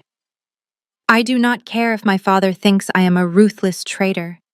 I do not care if my mother tells her former country club friends that I am a terrible, ungrateful daughter. Their voices no longer play on a continuous loop inside my head. Their judgment holds absolutely zero power over my reality. I evicted them from my mind, and the profound silence they left behind is the most beautiful thing I have ever experienced. There is an incredible, liberating power in finally accepting that some people are simply committed to misunderstanding your value. You cannot negotiate with parasites. You cannot reason with emotional leeches who only view you as a convenient stepping stone for their own selfish ambitions. When you finally stop pouring your precious energy into toxic relationships that offer absolutely nothing but continuous pain, you create massive open spaces for genuine growth. You redirect that immense power back into yourself. If you are watching this video right now and you are currently feeling trapped by the heavy, suffocating weight of a toxic family dynamic, I need you to listen to me very carefully. You do not owe your life to people who actively refuse to respect you. You do not owe your hard-earned success to relatives who only reach out when they need a financial bailout. You are allowed to set ironclad boundaries. You are allowed to pack your bags, walk out the front door, and absolutely never look back. Do not let anyone weaponize your own guilt against you. Cut off the toxic leeches who are draining your potential and use that exact same energy to aggressively build your own magnificent empire. You deserve to sit at a table where your presence is genuinely celebrated, not just financially tolerated. Have you ever had to walk away from a highly toxic family member to finally protect your own peace? How did it completely change the trajectory of your life? I would love to read all about your personal triumphs and your own stories of sweet revenge in the comments section below. If my journey resonated with your own experiences, please hit the like button and subscribe to the channel for more authentic stories about resilience, boundary setting, and massive personal growth. Share this video with someone who desperately needs the courage to finally choose themselves today. Thank you so much for watching, and remember that the best revenge is always building a wildly successful life, completely without them. The story we just explored reveals a hard and deeply uncomfortable truth about human relationships. We are often taught from a very young age that family loyalty is an absolutely unbreakable contract. Society conditions us to believe that sharing a bloodline means we must endlessly tolerate disrespect, manipulation, and even outright betrayal. But Audrey and her incredible journey completely shatters that dangerous illusion. The most profound lesson hidden within the wreckage of her family Thanksgiving dinner is that true loyalty should never require you to sacrifice your own self-worth or completely fund the failures of those who refuse to respect you. For over a decade, Audrey played the role of the reliable, invisible workhorse. She continuously dimmed her own brilliance to protect the fragile ego of her entitled brother and accepted the absolute bare minimum of love from her narcissistic parents. But her ultimate victory was not the brilliant corporate trap she laid, or the massive financial ruin her family brought upon themselves. Her greatest triumph was the quiet, powerful realization that she no longer needed their conditional approval to validate her own existence. Walking away from toxic people, even when they are your own parents or siblings, is never an act of cruelty. It is an act of profound self-preservation. It takes immense courage to look directly at the people who were supposed to protect you and finally decide to protect yourself instead. When you completely stop pouring your precious energy into a bottomless pit of familial guilt, you finally create the necessary space to build a beautiful life. You make room for a chosen family filled with people who actively celebrate your massive success instead of plotting to steal it. Take a moment today to evaluate the relationships in your own life and bravely cut ties with anyone who drains your peace so you can start building the brilliant future you actually deserve.